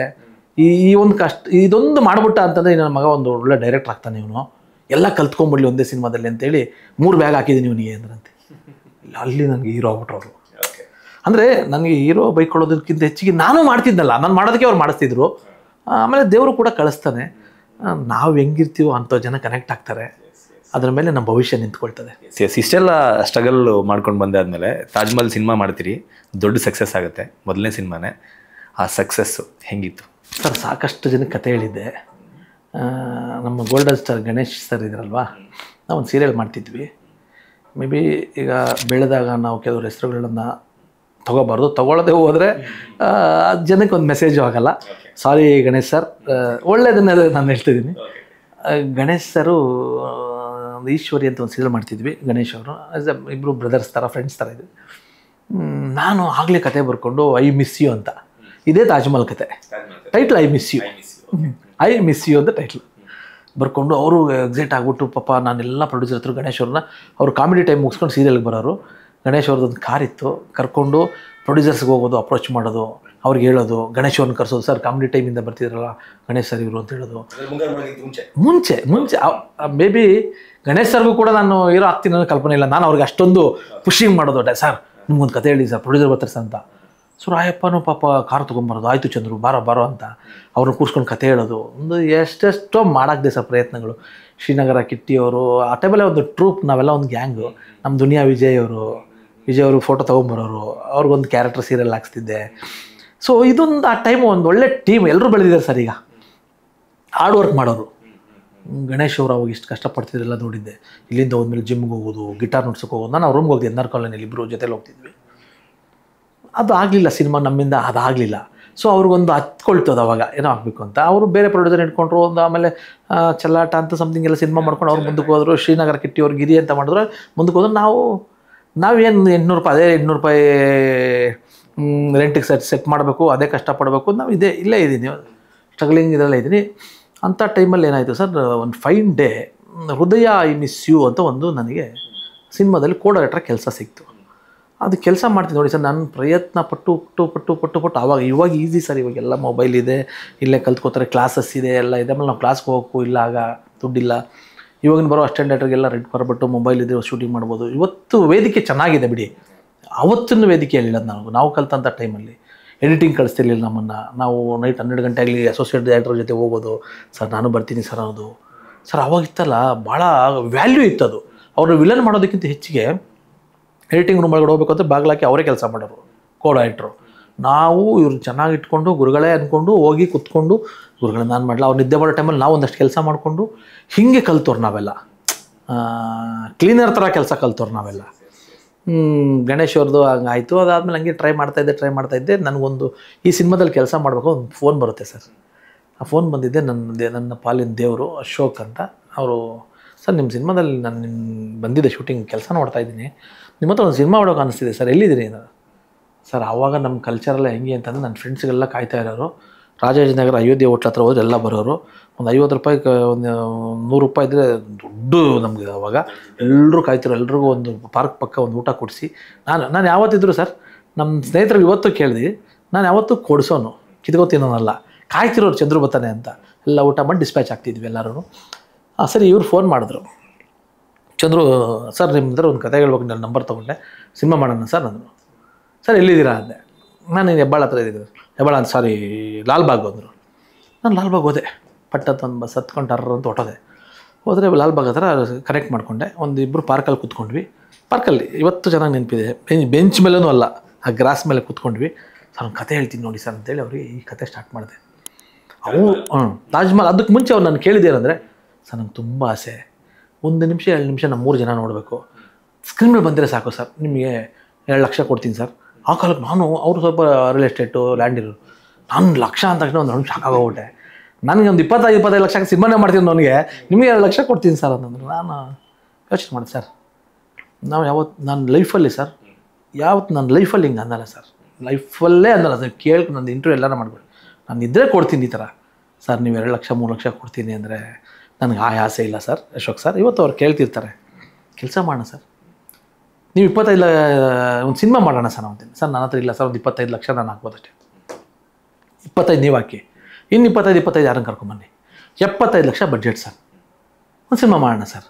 ಅದು ನಿಮ್ಮನ್ನೂ ಒಂದು ಕ್ಯಾರೆಕ್ಟರ್ ಮಾಡಿಸ್ತೀನಿ ಸರ್, ಬರೀ ಮುಖ ತೋರಿಸೋದಲ್ಲ, ನಿಮ್ಮನ್ನೂ ಒಂದು ಕ್ಯಾರೆಕ್ಟರ್ ಸರ್. ಅಂದರೆ ಅನಿವಾರ್ಯತೆ ನೋಡಿ ದೇವ್ರು ಹೆಂಗೆ ಕಳಿಸ್ದ ಅಂತ. ಸರಿ, ಅವರು ಖುಷಿಯಾಗಿ ಹೋದರು, ಎಲ್ಲ ಟಕ ಸ್ಪೀಡ್ ಅಪ್ ಮಾಡಿದ್ರು. ಅವರು ಶಿವಶಂಕರ್ ರೆಡ್ಡಿ ಸರ್ ಅಂತ ಬಂದರು, ಇನ್ನೊಬ್ಬರು ಶಿವಶಂಕರ್ ರೆಡ್ಡಿ ಸರ್, 3 ಜನ ಬಂದರು ಸರ್. ರೈತರು ಸರ್, ಪ್ಯೂರ್ ರೈತರು 3 ಜನ ಬಂದರು. ಶುರು ಆಯಿತು ಸರ್. ತಾಜ್ ಮಹಲ್ ಇವತ್ತು ಎಷ್ಟು ಜನಕ್ಕೆ ಇನ್ಸ್ಪೈರ್ ಆಗಿದೆ. ಅದು ಸಿನಿಮಾ ಮಾಡಿದ್ದಿದೆಯಲ್ಲ, ಅದೊಂದು ತಪಸ್ಸು ಸರ್. ಹೆಂಗೆ ತಪಸ್ಸು ಅಂತಂದರೆ ನಾನು ಕುತ್ಕೊಂಡು ಉತ್ತಾ ಬೆಳೀತು ಅಂತ ಹೇಳ್ತಿಲ್ಲ. ಒಂದು ಚಿಕ್ಕ ಆಫೀಸ್ ಮಾಡಿಕೊಟ್ರು, ಶುರು ಆಯಿತು. ಅವರೆಲ್ಲ ಬಂದರು, ಮಾತುಕತೆ ಆಯಿತು. ಅದು ಇನ್ನೊಂದು ಇಂಟ್ರೋಲ್ಲಿ ಹೇಳ್ತೀನಿ, ಅದು ಹೀರೋ ಹೆಂಗಾಯಿತು, ಹಿಂಗೆ ಸಖತ್ ಇಂಟ್ರೆಸ್ಟಿಂಗ್ ಇದೆ.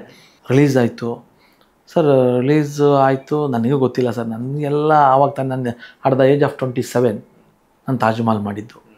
So black bust ಹಿಟ್ಟಾಯಿತು. 150 ದಿನ ಸುಮಾರು 20 ವಾರ ಸಿನಿಮಾ ಹೋಯ್ತು, ಚೆನ್ನಾಗಿ ಹೋಯ್ತು, ಎಲ್ಲರೂ ಇಷ್ಟಪಟ್ಟರು.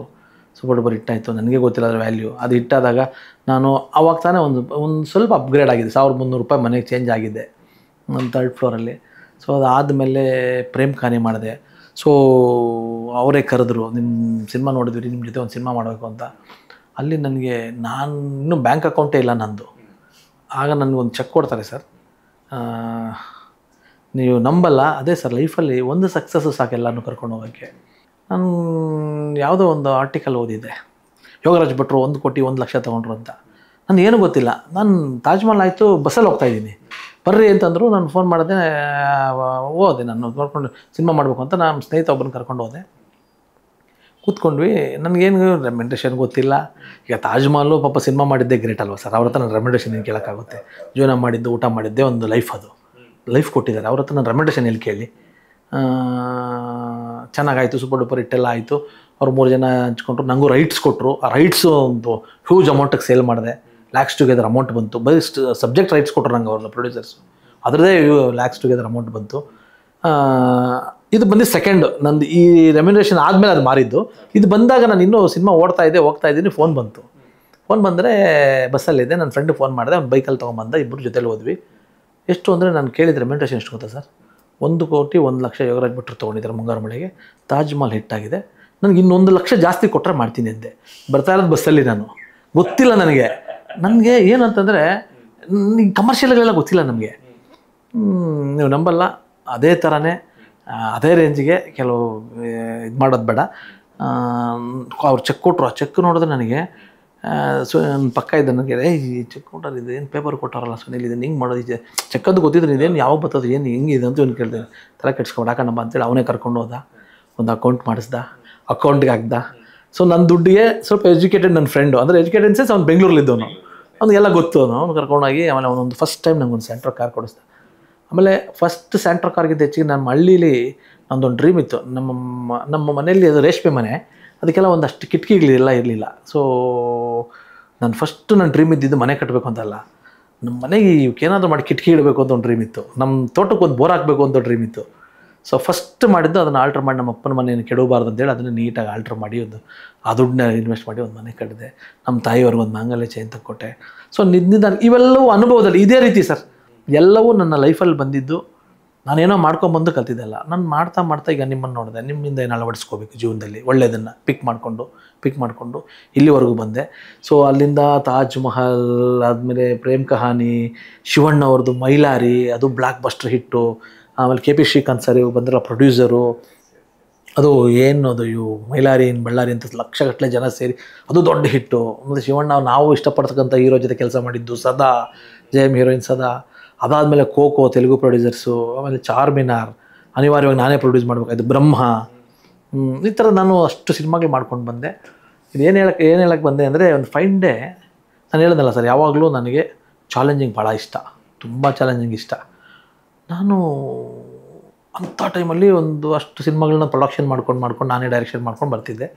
ಜನರು ಚಂದ್ರು ಅಂದರೆ ತಾಜ್ ಮಹಲ್, ಚಾರ್ಮಿನಾರ್, ಮನಸ್ಸು ಮುಟ್ಟೋ ಸಿನಿಮಾ ಮಾಡ್ತಾನೆ, ಲವ್ ಸ್ಟೋರಿ ಮಾಡ್ತಾನೆ, ಒಂದು ಕಂಟೆಂಟ್ ಇಟ್ಕೊಳ್ತಾನೆ, ಅವನೊಂದು ಎಮೋಷನಲ್ ಮನುಷ್ಯ, ಅವನದು ಈ ಥರ ಇರುತ್ತೆ. ನಮ್ಮ ಸಿನಿಮಾ ನೋಡೋ ಒಂದು ಸೀಲ್ಗೆ ಒಂದು ಬೆಲೆ ಕೊಟ್ಟು ನೋಡ್ಕೊಂಡು ಬರೋಂಥ ಆಡಿಯನ್ಸು, ಪ್ರೇಕ್ಷಕರು ನಮ್ಮನ್ನು ಇಷ್ಟಪಡೋರಿದ್ದರು.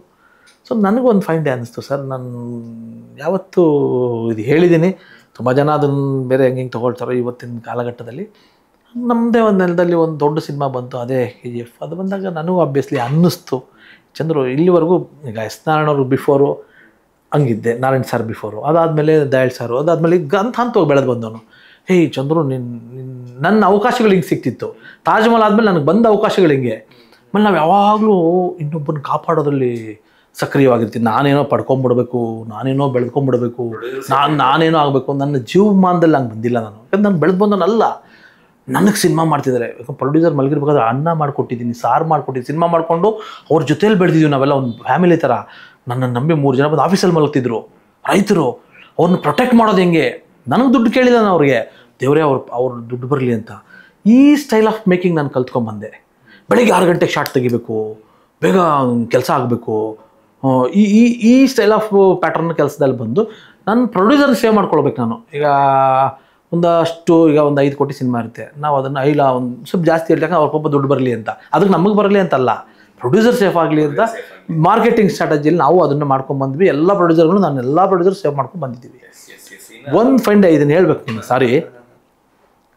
ಆಮೇಲೆ ನಾನು ಚಾರ್ಮಿನಾರ್ ಆದಮೇಲೆ ನಾನು ಯಾರಿಗೂ ಮಾಡ್ಕೊಳಕ್ಕೆ ಹೋಗಿಲ್ಲ. ಯಾಕಂತಂದರೆ ನನಗೊಂದು ಸಣ್ಣ ಒಂದು ಇನ್ಸಿಡೆಂಟ್ ಆಯಿತು, ಯಾವುದೋ ಅಂತ ಹೇಳಲ್ಲ. ದುಡ್ಡು ಬಂದರೆ ಓಕೆ, ದುಡ್ಡು ಬರದೇ ಇದ್ದಾಗ ಏನಾಗುತ್ತೆ, ಎಲ್ಲ ಇವನಿಂದ ಅಂತಾರೆ. ಇವು ಎಷ್ಟೋ ಜನಕ್ಕೆ ಗೊತ್ತಿರಲ್ಲ. ನಾನೊಂದಷ್ಟು ಫೇಸ್ ಮಾಡಿದ್ದೀನಿ. ಒಂದು ದಿನ ಡಿಸೈಡ್ ಆದೆ, ಏನೇ ಆಗಲಿ ನಮ್ಮ ಡ್ರೀಮ್ಗೆ ನಮ್ಮದಿದ್ದರೆ ಮಾಡೋಣ, ಇಲ್ಲ ಅಂದರೆ ಬೇಡ ಅನ್ನೋ ಥರ ಒಂದು ಸೀನ್ ಆಯಿತು. ಆವತ್ತಿಂದ ದೇವ್ರು ನನ್ನ ಪ್ರೊಡ್ಯೂಸರು ಮಾಡಿಬಿಟ್ಟ. ಅದು ಕಷ್ಟನೋ ಸುಖನೋ ನಮ್ಮ ಸರ್ಕಲ್ ಅಷ್ಟೊತ್ತಿಗೆ ಎಲ್ಲ ಚೆನ್ನಾಗಿತ್ತು, ಎಲ್ಲ ದುಡ್ಡು ಹಾಕ್ಸ್ಕೊಂಡು ಮಾಡೋದು, ಅವ್ರಿಗೆ ಇನ್ನೂ ಸ್ವಲ್ಪ ಲಾಭ ಕೊಡೋದು, ನಾನು ಮಾಡ್ಕೊಂಡು ಹೋಗೋದು, ಒಂದು ಟೀಮ್ ವರ್ಕ್ ಥರ ನನ್ನ ಸಿನಿಮಾಗಳಿಗೆ ನಾನೇ ಇನ್ವೆಸ್ಟ್ಮೆಂಟ್ ಮಾಡ್ಕೊಂಡು ಬಂದೆ. ಅಂಥ ಟೈಮಲ್ಲೇ ಚಾಲೆಂಜಿಂಗ್ ಆಗಿ ತೊಗೊಂಡು ಒಂದು ನನ್ನದೇ ಟೀಮ್ ಕಟ್ಕೊಂಡು ನನ್ನದೇ ಹಣ ಹಾಕಿ, ನನ್ನದೇ ಹಣ ಇನ್ ದ ಸೆನ್ಸ್ ನೀವು ನನಗೆ ಕೊಡ್ತೀರಾ, ಅದು ಸೇರಿಸಿ ಕೊಡಬೇಕಪ್ಪ ಅಂತಂದ್ರೆ ನನ್ನದೇ ಹಣ ಅಲ್ವ, ನನ್ನದೇ ರೆಸ್ಪಾನ್ಸಿಬಿಲಿಟಿ. ಹೀಗೆ ಸೇರ್ಕೊಂಡು ಮಾಡಿದ್ದೆ ಕಬ್ಜ. ದೊಡ್ಡ ಡ್ರೀಮ್ ಇಟ್ಕೊಂಡು ಮಾಡಿದೆ. ಸಕ್ಸಸ್ಸು ಆದೆ ಸರ್, ಯಾರೇನೇ ಹೇಳಿ, ನನಗೆಲ್ಲವನ್ನು ಹೇಳ್ಕೊಡ್ತೋದು. ಕಬ್ಜ ಆದಮೇಲೆ ಒಂದಷ್ಟು ಜನಕ್ಕೆ ಇಷ್ಟ ಆಗಿದೆ, ಒಂದಷ್ಟು ಜನ ಅದೇ ಹೇಳಿದ್ನಲ್ವಾ, ಒಳ್ಳೆ ಬಿರಿಯಾನಿ, ಚಿಕನ್ ಫ್ರೈ ಎಲ್ಲ ತಿಂದಿರೋ ಟೈಮಲ್ಲಿ ನಾನು ಮತ್ತು ಬಿರಿಯಾನಿ ಕೊಟ್ಟಂಗೆ ಆಗಿರ್ಬೋದು. ಎಲ್ರಿಗೂ ಒಂದಷ್ಟು ಚೇಂಜ್ ಓವರ್ ಬೇಕಿತ್ತೇನೋ. ಜನಗಳದ್ದು ನನಗೆ ಗೊತ್ತಾಗ್ತಿಲ್ಲ. ಜನ ದುಡ್ಡು ಕೊಟ್ಟಿದ್ದಾರೆ ನನಗೆ, ಜನ ನೋಡಿದ್ದಾರೆ, ಜನ ಇವತ್ತು ಕೇಳ್ತಾರೆ, ಜನದ್ದು ನಂಗೆ ಗೊತ್ತಾಗ್ತಿಲ್ಲ. ಇಲ್ಲಿ ಒಂದಷ್ಟು ಬೇರೆ ಬೇರೆ ಬೇರೆ ಬೇರೆ ನಡೀತೆ. ಕ್ರಿಟಿಕ್ಸ್ ಅವ್ರದ್ದು ಸಮಸ್ಯೆ ಇರಲ್ಲ ಸರ್. ಇಲ್ಲಿ ಇವತ್ತು ಗೊತ್ತಲ್ಲ ಸರ್, ಇವತ್ತೆಲ್ಲ ಆನ್ಲೈನ್ ವಾರ್ ಸರ್. ನಾನು ಹೇಳೋದು ಏನಿಲ್ಲ ಸರ್, ಎಲ್ರಿಗೂ ಗೊತ್ತಿರೋ ಜಾಗ ಆನ್ಲೈನ್ ವಾರ್ ಸರ್. ನಾನು ಬೆಳೆದಿದ್ದೀನಿ ಅಂದರೆ ನನ್ನ ಪಕ್ಕ ಇನ್ನೊಬ್ಬ ಬರ್ತಾನಂದರೆ ನಾನೇ ಬಿಡಲ್ಲ ಸರ್. ನಾನು ಒಳ್ಳೆಯವನಲ್ವ ಸರ್, ನಾನು ಒಳ್ಳೆಯವನಂತ ಬೋರ್ಡ್ ಹಾಕೊಂಡಿದ್ದೀನಿ. ನನಗಿಂತ ಇನ್ನೊಬ್ಬ ಬರ್ತಾನೆ ಅಂತ ನನಗೆ ಒಂದು ಒಳಗಡೆ ಇನ್ನೊಬ್ಬ ಚಂದ್ರು ಬರ್ತಾನೆ, ಏಯ್ ಯಾರೋ ಬರ್ತಾನೆ ನೋಡೋದು, ನನ್ನ ಅಷ್ಟೇ ಬರಲಿ, ನನಗಿಂತ ಬರ್ತಾನೆ ಅನ್ನೋದು. ನಾನೊಬ್ಬ ಹ್ಯೂಮನ್. ಹಾಗೆ ಚಂದ್ರಿಗೂ ಒಂದಷ್ಟು ಸುತ್ತು ಶೀಲ್ಡ್ ಆಯಿತು, ಬಿತ್ತು ಏಟು. ಅದು ಹೇಳಿದ್ರು ಮತ್ತು ಬೀಳ್ತದೆ ಏಟು, ಹೇಳ್ಕೊಳ್ಳಲ್ಲ ನಾನು, ಹೇಳ್ತಾ ಅದು ಒಬ್ಬನೇ ಅನುಭವಿಸ್ಕೊತೀನಿ. ಅದು ಅನುಭವಿಸ್ಕೊಂಡು ಆಯಿತು. ಈಗ ಅದರಿಂದ ಹೆಂಗೆ ಮಾಡಬೇಕು, ಅದರಿಂದ ಆಚೆ ಹೆಂಗೆ ಬರಬೇಕು, ಅದ್ರ ಮೇಲೆ ಹೆಂಗೆ ಬರಬೇಕು, ಈ ವಿದ್ಯೆಗಳನ್ನು ಮತ್ತು ಕಲ್ತಿದ್ದೀನಿ. ಇದ್ರ ಮೇಲೆ ಮತ್ತು ಏನು ಮಾಡಬೇಕು ಇದ್ರ ಮೇಲೆ ಅನ್ನೋದನ್ನು ಪ್ಲ್ಯಾನ್ ಮಾಡ್ಕೊಂಡಿದ್ದೀನಿ, ಮಾಡ್ತಿದ್ದೀನಿ. ಇದನ್ನು ನೀವು ಕೇಳೋದಕ್ಕೆ ನಾನು ಹೇಳ್ತಾ ಇರೋದು, ಒಂದಷ್ಟು ಜನ ಅಂದ್ಕೊಂಬಿಟ್ಟಿದ್ದಾರೆ ಸಿನಿಮಾ ಅಂದರೆ ಸಿನಿಮಾ ಮಾಡ್ತೀವಿ, ಜನ ನೋಡ್ತಾರೆ, ದುಡ್ಡು ಬರ್ತದೆ ಅಷ್ಟೇ ಅಂತ. ನೋ, ಸಿನಿಮಾ ಬೇರೆ ಇದೆ, ಸಿನಿಮಾ ಹಿಂದೆ ಬೇರೆ ಇದೆ, ಸಿನಿಮಾ ಮುಂದೆ ಬೇರೆ ಇದೆ. ನೀವು ಜನ ನೋಡಿದ್ದು ಅಲ್ಲ. ಇವತ್ತು ಏನು ಬೇಕಾ ಮಾಡ್ಬೋದು, ಸಿನಿಮಾ ಮಾಡಿದ್ಮೇಲೆ ಅದನ್ನು ಏನು ಬೇಕಾ ಮಾಡ್ಬೋದು, ಅದನ್ನು ಹೆಂಗೆ ಬೇಕಾ ತಿರುಗಿಸ್ಬೋದು, ಏನು ಬೇಕಾ ಮಾಡ್ಬೋದು. ಒಳ್ಳೆ ಸಿನಿಮಾ ಮಾಡಬೇಕು. ಕೆಲವರು ಮಾತಾಡ್ಬೋದು, ಏನಪ್ಪ ಹೆಂಗೆ ಮಾತಾಡ್ತೀನಿ, ಸತ್ಯ ಅನುಭವಿಸಿರೋ ನಾನು. ಕೆಲವು ಹೇಳ್ಕೊಳಕ್ಕಾಗಲ್ಲ, ಹೇಳ್ಕೊಳ್ಳೋ ದಿನಗಳು ಬರುತ್ತೆ, ಅವತ್ತು ಹೇಳ್ಕೊಳ್ತೀನಿ, ಇವಾಗ ಕೆಲಸ ಮಾಡ್ತೀನಿ. ಎಸ್ ಸರ್, ಇದ್ರ ಜೊತೆಗೆ ಇದ್ದಕ್ಕಿದ್ದಂಗೆ ಅಂದರೆ ಹೊಸಬ್ರು ಅವತ್ತಿಗೆ ಮೊದಲನೇ ಎರಡು ಸಿನಿಮಾ ಮಾಡಿದಾಗ ಹೀರೋ ಆಗಲಿ ನೀವಾಗಲಿ ಎಲ್ಲ ಹೊಸಬ್ರು. ಬಟ್ ಶಿವಣ್ಣ ಅಂತ ಬಂದಾಗ, ಮೂರನೇ ಸಿನಿಮಾ ಮೈದಾರಿ ಅಂತ ಬಂದಾಗ, ಅದು ಆಗಲೇ ಅವರು ಲೆಜೆಂಡು. ಅವ್ರಿಗೆ ನೀವು ಸಿನಿಮಾ ಮಾಡ್ತೀರಿ ಅಂತಂದಾಗ ನಿಮ್ಗೆ ಹೆಂಗಿತ್ತು, ಅವ್ರ ಒಡನಾಟ ಹೆಂಗಿತ್ತು? ಸರ್ ಆಬ್ವಿಯಸ್ಲಿ ಶಿವಣ್ಣ ಅವರು ನನ್ನ PUC ಇದ್ದಾಗ ಭೂಮಿ ತಾಯಿಯ ಚೊಚ್ಚಲ ಮಗ ಅಂತ ಒಂದು ಸಿನಿಮಾ ಶೂಟಿಂಗ್ ಸ್ಟಾರ್ಟ್ ಆಗಿತ್ತು. ನಂದಿ ಗಿರಿಧಾಮದಲ್ಲಿ ಶೂಟಿಂಗ್ ನಡೀತಾ ಇತ್ತು, ದೇವಸ್ಥಾನದ ಹತ್ರ, ನಂದಿ ದೇವಸ್ಥಾನದ ಮುಂದೆ. ಅಯ್ಯೋ ಎದ್ದೋ ಬಿದ್ದು ಅಂತ ಹೋದ್ವಿ. 3 ದಿನ ಮುಂಚೆ ಹೊರಟೋಗ್ಬಿಟ್ಟಿದ್ರು. ಅಲ್ಲೆಲ್ಲ ಕಲರ್ಸ್ ಎಲ್ಲ ಹಾಕಿದ್ರು, ಆವಾಗ ಟ್ರೆಂಡ್ ಅದು. ಆ ಕಲರ್ಸ್ ಅದೆಲ್ಲ ನೋಡ್ಕೊ, ಅಯ್ಯೋ ಶಿವಣ್ಣ ನೋಡಲಿಲ್ವಲ್ಲ, ಮಿಸ್ ಆಯ್ತಲ್ಲ ಅಂತೇಳಿ ಕೊರಗಿದ್ದೀವಿ ನಾವು. ಶಿವರಾಜ್ ಕುಮಾರ್ ಸರ್ ನೋಡಲಿಲ್ವಲ್ಲ, ಶಿವರಾಜ್ ಕುಮಾರ್ ಸರ್ ಬಂದಿದ್ರು ಇಡೀ ಕಾಲೇಜು, ಇಡೀ ಟೌನು ಶಿವರಾಜ್ ಕುಮಾರ್ ಸರ್ ಬಂದಿದ್ರು ಅಂತ. ಸೊ ಎಲ್ರಿಗೂ ಒಂದು ಆಸೆ ಇರುತ್ತೆ. ಒಂದು ಫೈನ್ ಡೇ ನಾನು ಶಿವಣ್ಣ ಸರ್ಗೆ ನಾನೇ ಆಫ್ಟರ್ ಪ್ರೇಮ್ ಕಹಾನಿ ಒಂದು ಫೋನ್ ಮಾಡಿದೆ, ನಂಬರ್ ತೊಗೊಂಡು ಬನ್ನಿ ಅಂತಂದರೆ, ಈ ತಾಜ್ ಮಹಲ್ ಚಂದ್ರು ಅಲ್ವಾ ನೀವು, ಆಯಿತು ಬನ್ನಿ ಎಂಥವ್ರು. ಅವ್ರ ಹತ್ರ ಎಲ್ಲ ತುಂಬ ಕಲಿಯೋದಿದೆ ಸರ್. ನಾವು ಯಾರೇನು ಹೇಳಿ ಅವ್ರ ಒಡನಾಟ ನೋಡಿದ್ದೀವಲ್ಲ, ಅವರೆಲ್ಲ ಬೇರೆ ಥರದ ಏನಂತಾರೆ ಅದನ್ನು, ಅವು ಬೇರೆ ಆತ್ಮಗಳು ಸರ್, ಪಾಸಿಟಿವ್ ಆತ್ಮಗಳು. ಅವೆಲ್ಲ ಮನುಷ್ಯರ ಆತ್ಮಗಳಲ್ಲ, ಅವು ದೈವಾತ್ಮಗಳವರು. ಯಾಕಂತಂದರೆ ಅವು DNA ಬರಬೇಕು. ಅವೆಲ್ಲ ಕರೆದ್ರು, ಅವರು ಟ್ರೀಟ್ ಮಾಡಿದ ರೀತಿ, ಇಮ್ಮಿಡಿಯೇಟ್ ಕತೆ ಕೇಳಿ, immediate KP Srikanth sir phone ಮಾಡಿ, RS ಫೋನ್ ಮಾಡಿ ಅಡ್ವಾನ್ಸ್ ಕೊಡಿಸಿ, ಆಮೇಲೆ ಕೆಲಸ ಮಾಡಿದ್ದು. ಇವತ್ತು ಮನೆಗೆ ಹೋಗ್ತೀವಿ, ನಾವು ಬರ್ತಿರ್ತೀವಿ, ಎಷ್ಟು ದಿನ ಶೂಟ್ ಮಾಡಿದ್ವಿ, ಹೆಂಗೆ ಮಾಡಿದ್ವಿ ಅಂತ ಅವ್ರು ಎಷ್ಟು ಪಿನ್ ಟು ಪಿನ್ ಹೇಳ್ತಾರೆ ಗೊತ್ತಾ ಸರ್. ಅವರು ಸಿನಿಮಾಗೆ ಹುಟ್ಟಿದಂತಹ ಮಹಾನ್ ವ್ಯಕ್ತಿ ಅವರು, ಅವ್ರ ತಂದೆಯವ್ರ ಥರ. ಸೊ ಸ್ಟಾರ್ಟ್ ಆಯಿತು, ಸಿನಿಮಾನು ಮುಗೀತು, ಸೂಪರ್ ಡೂಪರ್ ಹಿಟ್ಟಾಯಿತು ಅವ್ರ ಜಡ್ಜ್ಮೆಂಟು. ನಮಗೂ ಕೂಡ ಜೋಗಿ ಅಂತ ಒಂದು ಸಿನಿಮಾಗೆ ನಾನು ಫಂಕ್ಷನ್ಗೆ ಟಿಕೆಟ್ ಸಿಗಲಿಲ್ಲ, ಪೊಲೀಸರ ಹತ್ರ ಎಲ್ಲ ಒಂದು ಒದೆ ತಿಂದು ಆಚೆ ಬಂದಿದ್ವಿ. ದೂರದಿಂದ ಶಿವಣ್ಣ ನೋಡಿದ್ದೆ ನಾನು. ಸೊ ನಾನು ದೇವರೇ, ಶಿವಣ್ಣ ಸರ್ದು ಒಂದು ನೋಡಬೇಕು, ಒಂದು ಫೋಟೋ ತೊಗೋಬೇಕು ಅಂತ ಆಸೆ ಪಟ್ಟಿದ್ದು ನನಗೆ. ಅದೇ ಚಿತ್ರದುರ್ಗದ ಅಷ್ಟೇ ಲಕ್ಷಾಂತರ ಜನ ಸೇರಿ 100 days ಫಂಕ್ಷನ್ ಆಯಿತು. ಸೇಮ್ ಅದೇ ಥರ ನೂಕುನುಗ್ಗಳು, ಅಲ್ಲಿ ಒಂದು ರಾಜಾತಿಥ್ಯ. ನನಗೂ ಕೂಡ ಶಿವಣ್ಣ ಎಲ್ಲ ಒಂದು ಹೊಗಳಿದ್ದ ದಿನ, 100 days ಆಗಿದ್ದ ದಿನ, ಇವೆಲ್ಲವೂ ನನಗೂ ದೇವರ ಕರುಣಿಸಿದ ಅಂತ ತಪ್ಪಾಗಲ್ಲ. ಒಳ್ಳೆ ಒಡನಾಟ ಇವತ್ತಿಗೂ ಆ ಸಂಬಂಧ ಹಂಗೆ ಇದೆ, ಅದು ಹಂಗೆ ಹೋಗ್ತಿದ್ದೀನಿ. ಶಿವಣ್ಣ, ಗೀತಕ್ಕ ನಮ್ಮ ತೋಟಕ್ಕೆ ಬರ್ತಾರೆ, ತೋಟಕ್ಕೆ ಬಂದಿದ್ದರು, ನಾವು ಅವ್ರ ಮನೆಗೆ ಹೋದರೆ ಊಟ ಬಡಿಸ್ತಾರೆ. ಸೊ ಇದೆಲ್ಲ ಯಾವುದೋ ಜನ್ಮದ ಪುಣ್ಯ. ಇನ್ನು ಸರ್, ಸ್ಟಾರ್ ಸಿನಿಮಾಗಳು ಮಾಡ್ತೀರಿ ಅಂದರೆ ಅಜಯ್ ರಾವ್ ಅವರು ಅವತ್ತಿಗೆ ಹೊಸಬ್ರಾಗಿರ್ಬೋದು, ಬಟ್ ಅವರು ಸ್ಟಾರ್ ಆಗಿ ಎಸ್ಟಾಬ್ಲಿಷ್ ಆಗಿಬಿಡ್ತಾರೆ. 1-2-3 ಸಿನಿಮಾಗಳೆಲ್ಲ ಹಿಟ್ ಆಗುತ್ತೆ, ಎಸ್ಟಾಬ್ಲಿಷ್ ಆಗ್ತಾರೆ. ಅದಾದಮೇಲೆ ಶಿವಣ್ಣಂಗೆ ಮಾಡ್ತೀರಿ. ಆ ಲೆಗಸಿನೇ ಕಂಟಿನ್ಯೂ ಮಾಡ್ಕೊಂಡು ಹೋಗೋ ಎಲ್ಲ ಅವಕಾಶಗಳಿತ್ತು ನಿಮಗೆ. ಅಂದರೆ ಶಿವಣ್ಣಂಗೆ ಸಿನಿಮಾ ಮಾಡಾದ್ಮೇಲೆ ನೆಕ್ಸ್ಟ್ ಅದೇ ರೇಂಜಿನ ಸ್ಟಾರ್ಗಳ ಜೊತೆಗೆ ಮಾಡ್ಕೊಂಡು ಹೋಗೋದಿತ್ತು. ಮತ್ತೆ ಕೆಳಗೆ ಬರ್ತೀರಿ, ಹೊಸಬ್ರಿಗೆ ಅವಕಾಶ ಕೊಡ್ತೀರಿ, ಎಕ್ಸ್ಪೆರಿಮೆಂಟ್ ಮಾಡೋದಕ್ಕೆ ಸ್ಟಾರ್ಟ್ ಮಾಡ್ತೀರಿ. ಅದು ನಿಮಗೆಲ್ಲೋ ನಿಮ್ಮ ಜರ್ನಿಲಿ ತುಂಬ ಹೊಡ್ತಾ ಬಿತ್ತು ಅಂತ ಅನ್ಸುತ್ತೆ ನಿಮಗೆ? ಸರ್ ಇಲ್ಲ, ನನಗೆ ಇವತ್ತವರೆಗೂ ಏನೂ ಹೊಡ್ತಾ ಬಿದ್ದಿಲ್ಲ ಸರ್. ನಾನು ಬೇರೆ ಸರ್. ನೀವು ಅಂದ್ಕೊಂಡಂಗಲ್ಲ ಸರ್. ನೀವು ಕಸ ಗುಡ್ಸೋಕೆ ಕೊಟ್ಟರು, ಕೆಲಸ ಕೊಟ್ಟರು, ಖುಷಿಯಾಗಿ ಮಾಡೋದು ನಾನು. ನನಗೇನು ಇಲ್ಲೇನೋ ದೊಡ್ಡದಾಗಿ ಸ್ಟಾರ್ಡಮ್ ಇದೆ, ನಾನು ಇದು ಮಾಡಿದ್ರೆ ಸ್ಟಾರು, ಅದು ಮಾಡಿದ್ರೆ ಸ್ಟಾರ್ಡಮ್ ಇಲ್ಲ ಅಂದರೆ ನಾನು ದೇವರನ್ನ ಇನ್ನೂ ಏನೇನೋ ಮಾಡ್ತಿದ್ದೆ. ನನಗಿಲ್ಲ ಸರ್. ತೆಲುಗು ಸಿನಿಮಾ ಮಾಡಿದೆ, ಬಂದು ಕನ್ನಡ ಸಿನಿಮಾ ಮಾಡಿದೆ. ತೆಲುಗು ನಾನು ಸರ್ ಕೃಷ್ಣಮ್ಮ ಕಲಿಪಿಂದಿದ್ದೀನಿ, ಮಹೇಶ್ ಬಾಬು ಬಾಮೈದಿ ಸಿನಿಮಾ ಮಾಡಿಕೊಂಡೆ, ಅವಾರ್ಡ್ ತೊಗೊಂಡೆ, ಲ್ಯಾಂಕೋಯಿಲ್ಸ್ ಪ್ರೊಡಕ್ಷನ್ನು. ಹಂಗಂತ ನನಗೆ ಎಕ್ಸಾಕ್ಟಾಗಿ ಓಡೋಗ್ಬಿಡಲಿಲ್ಲ ನಾನು. ಮತ್ತೆ ಬಂದು ಕನ್ನಡದಲ್ಲಿ ಸಿನಿಮಾ ಮಾಡಿದೆ ಸರ್. ನನಗೆ ಪಾಲಿಗೆ ಬಂದಿದ್ದನ್ನು ಖುಷಿಯಾಗಿ ಮಾಡೋ ವ್ಯಕ್ತಿ. ಶಿವಣ್ಣವ್ರ ಸಿನಿಮಾ ಆದಮೇಲೆ ನನಗೆ ಅವಕಾಶ, ಪ್ರೇಮ್ ಅವ್ರದ್ದೊಂದು ಕತೆ ಇತ್ತು, ಮಾಡಬೇಕು ಅನ್ನಿಸ್ತು. ಪ್ರೇಮ್ ಅವ್ರ ಕಂಡ್ರೆ ಇಷ್ಟ ಕನೆಕ್ಟ್ ಆದ್ವಿ. ಪ್ರೇಮ್ ಅವ್ರ ದೊಡ್ಡ ಸ್ಟಾರು, ಚಿಕ್ಕ ಸ್ಟಾರು ನನ್ನ ಲೈಫಲ್ಲಿ ನೋಡೋದು, ನನ್ನ ಕತೆಗೆ ಸೆಟ್ ಆಗಿ ಮಾಡಿದೆ. ಅಷ್ಟೊತ್ತಿಗೆ ಹೊಸಬ್ರು ಲಾಂಚ್ ಮಾಡೋದು ಅವಕಾಶ ಬಂತು. ಮತ್ತೆ ಅವರು ಹೊಸಬ್ರು ಅದಾಗೋದೆ ಅಂತಲ್ಲ, ನನ್ನನ್ನು ನಾನು ನಂಬೋದು. ನಾನು ಯಾವಾಗಲೂ ಅವಕಾಶ ಸಿಕ್ತು, ಮಾಡಿದೆ. ಅದಾದ್ಮೇಲೆ ಯಾಕೆ ಸರ್ ಕಬ್ಜದಲ್ಲಿ ಮತ್ತು ದೇವರ ಅವಕಾಶ ಕೊಟ್ಟ ನನಗೆ. ಸುದೀಪ್ ಅವರು, ಶಿವಣ್ಣ ಅವರು, ಉಪೇಂದ್ರ 3 ಸೂಪರ್ ಸ್ಟಾರ್ ಜೊತೆ ಮಾಡಿದೆ. ಇವತ್ತು ನನಗೆ ಖುಷಿ ಇದೆ. ಎಕ್ಸಾಕ್ಟ್ ನಮ್ಮ ಭ್ರಮೆಗಳಿಗೆ ಹೋಗಲ್ಲ. ಇವತ್ತು ನಾಳೆ ನಿಮ್ಮನ್ನ ಇಟ್ಕೊಂಡು ಸಿನಿಮಾ ಮಾಡೋವಂಥ ಕತೆ ಬಂದರೆ, ನನಗೆ ಅನಿಸಿದ್ರೆ ನಾನು ದೇವರಣ್ಣೆಗೂ ಅದನ್ನೇ ಮಾಡ್ತೀನಿ. ನಾನು ಮತ್ತೆ ಸರ್ ಅಮಿತಾಬ್ ಬಚ್ಚನ್ ಸರ್ ನಮ್ಮ ಆನಂದ್ ಪಂಡಿತ್ ಸರ್ ಹೇಳ್ತಾರೆ ಚಂದ್ರು ಜೊತೆ ಒಂದು ಸಿನಿಮಾ ಮಾಡೋಣ ಅಂತ. Sir Lyca productions Srikanth sir ಬಂದಿದ್ದಾರೆ, ನೀವು ಮಾತಾಡಿ. ನನಗೆ ಅಡ್ವಾನ್ಸ್ ಕೊಡೋಕ್ಕೆ ಬಂದರೂ ಕೂಡ ಲೈಕಾದವರು, ನನ್ನ ತಮಿಳು ಕಬ್ಜಾ ಅವರೇ ಮಾಡಿದ್ದು, ಅವ್ರಿಗೆ ಅಜಿತ್ ಅವ್ರಿಗೆ. ನಾನು ಹೌದಾ ಸರ್ ಅಂತ ನೋ ಎಕ್ಸೈಟ್ಮೆಂಟ್. ಸರ್ ನಾವು ಹೇಳಿದ್ನಲ್ಲ, ಮೂಲ ಮಣ್ಣಿಂದ ಬಂದಿರೋದು ನಾವು ಮಣ್ಣಿಂದ ಬಂದಿರೋ ನಮ್ಗೆ ಗೊತ್ತಿದೆ ನಮ್ಮದು ಬುನಾದಿ ಎಲ್ಲಿರಬೇಕು ಹೇಗಿರಬೇಕು ಅಂತ. ಸರ್ ನಾನು ಏನು ಹೇಳಿದೆ ಅವತ್ತು ಲೈಕಾ ತಮಿಳ್ ಕುಮಾರ್ಗೆ ಹೇಳಿದೆ, ಲೈಕಾ ಪ್ರೊಡಕ್ಷನ್ಸ್ಗೆ, ಸರ್ ಫಸ್ಟ್ ಈ ಪಿಕ್ಚರ್ ತೊಗೊಳ್ಳಿ, ಇದು ಮಾಡಿ ನೀವು, ಇದೆಲ್ಲ ಆಗಿ ಚೆನ್ನಾಗಿ ಆಯಿತು ಅಂದರೆ ಅವಾಗ ಅದು ಮಾತಾಡೋಣ. ಶ್ರೀಕಾಂತ್ ಸರ್ ಬಂದು ಏನಪ್ಪ ನೀನು ಅಡ್ವಾನ್ಸ್ ತೊಗೊಳಕ್ಕೆ ಏನಪ್ಪ, ಏನು ಚಂದ್ರು ಒಂದು ಅವಕಾಶ ಬಂದಾಗ ಯಾಕಪ್ಪ ಅಂತ ಹಿಂಗೆ ಇದ್ದಾರೆ, ಇನ್ನೊಂದು ಇಲ್ಲೇ ಇದ್ದಾರೆ ಇವಾಗ. ನಾನು ಹೇಳಿದೆ ನಮಗೆ ಆ ಭ್ರಮೆಗಳು ದೇವರು ನನಗೆ ಆ ತಲೆಯಲ್ಲಿ ಕೊಟ್ಟಿಲ್ಲ ಸರ್. ಇವತ್ತು ಅಷ್ಟೇ ಕಬ್ಜಾ ಮಾಡಿದೆ, ಆಯಿತು, ನಾನೇನು ತಪ್ಪಾಯ್ತಾ, ಅದೇನಾದ್ರು ಹೆಚ್ಚು ಕಮ್ಮಿ ಆಗಿದೆಯಾ, ಸರಿ ತಿದ್ಕೋತೀನಿ. ನಾನು ಹೇಳಿದೆ ಸರ್ ಮೊನ್ನೆ ಗಣಪತಿಯವ್ರಿಗೆ ನಮ್ಮ ಒಂದು ಇಂಟರ್ವ್ಯೂ ಬಂದಾಗ, ನಾನು ದೊಡ್ಡ ಸರ್ ನಾನು ಆಕ್ಸ್ಫರ್ಡಲ್ಲಿ ಓದಿದ್ದೀನಿ, ಬುದ್ಧಿವಂತ, ನಾನು ಒಂದು ಇದು ನೋಡಿ ಸರ್, ನನ್ನ ಲ್ಯಾಪ್ಟಾಪ್ ನೋಡಿ, ಈಗ ನನ್ನ ಲ್ಯಾಪ್ಟಾಪ್ ಇದೆ, ನಾನು ಆಪ್ರೇಟ್ ಮಾಡಿ ಹಂಗನ್ಬಿಟ್ಟು ತೋರಿಸ್ಕೊಂಡು ಶೋಪ್ ಮಾಡೋಕ್ಕೆ ಹೋಗಲ್ಲ.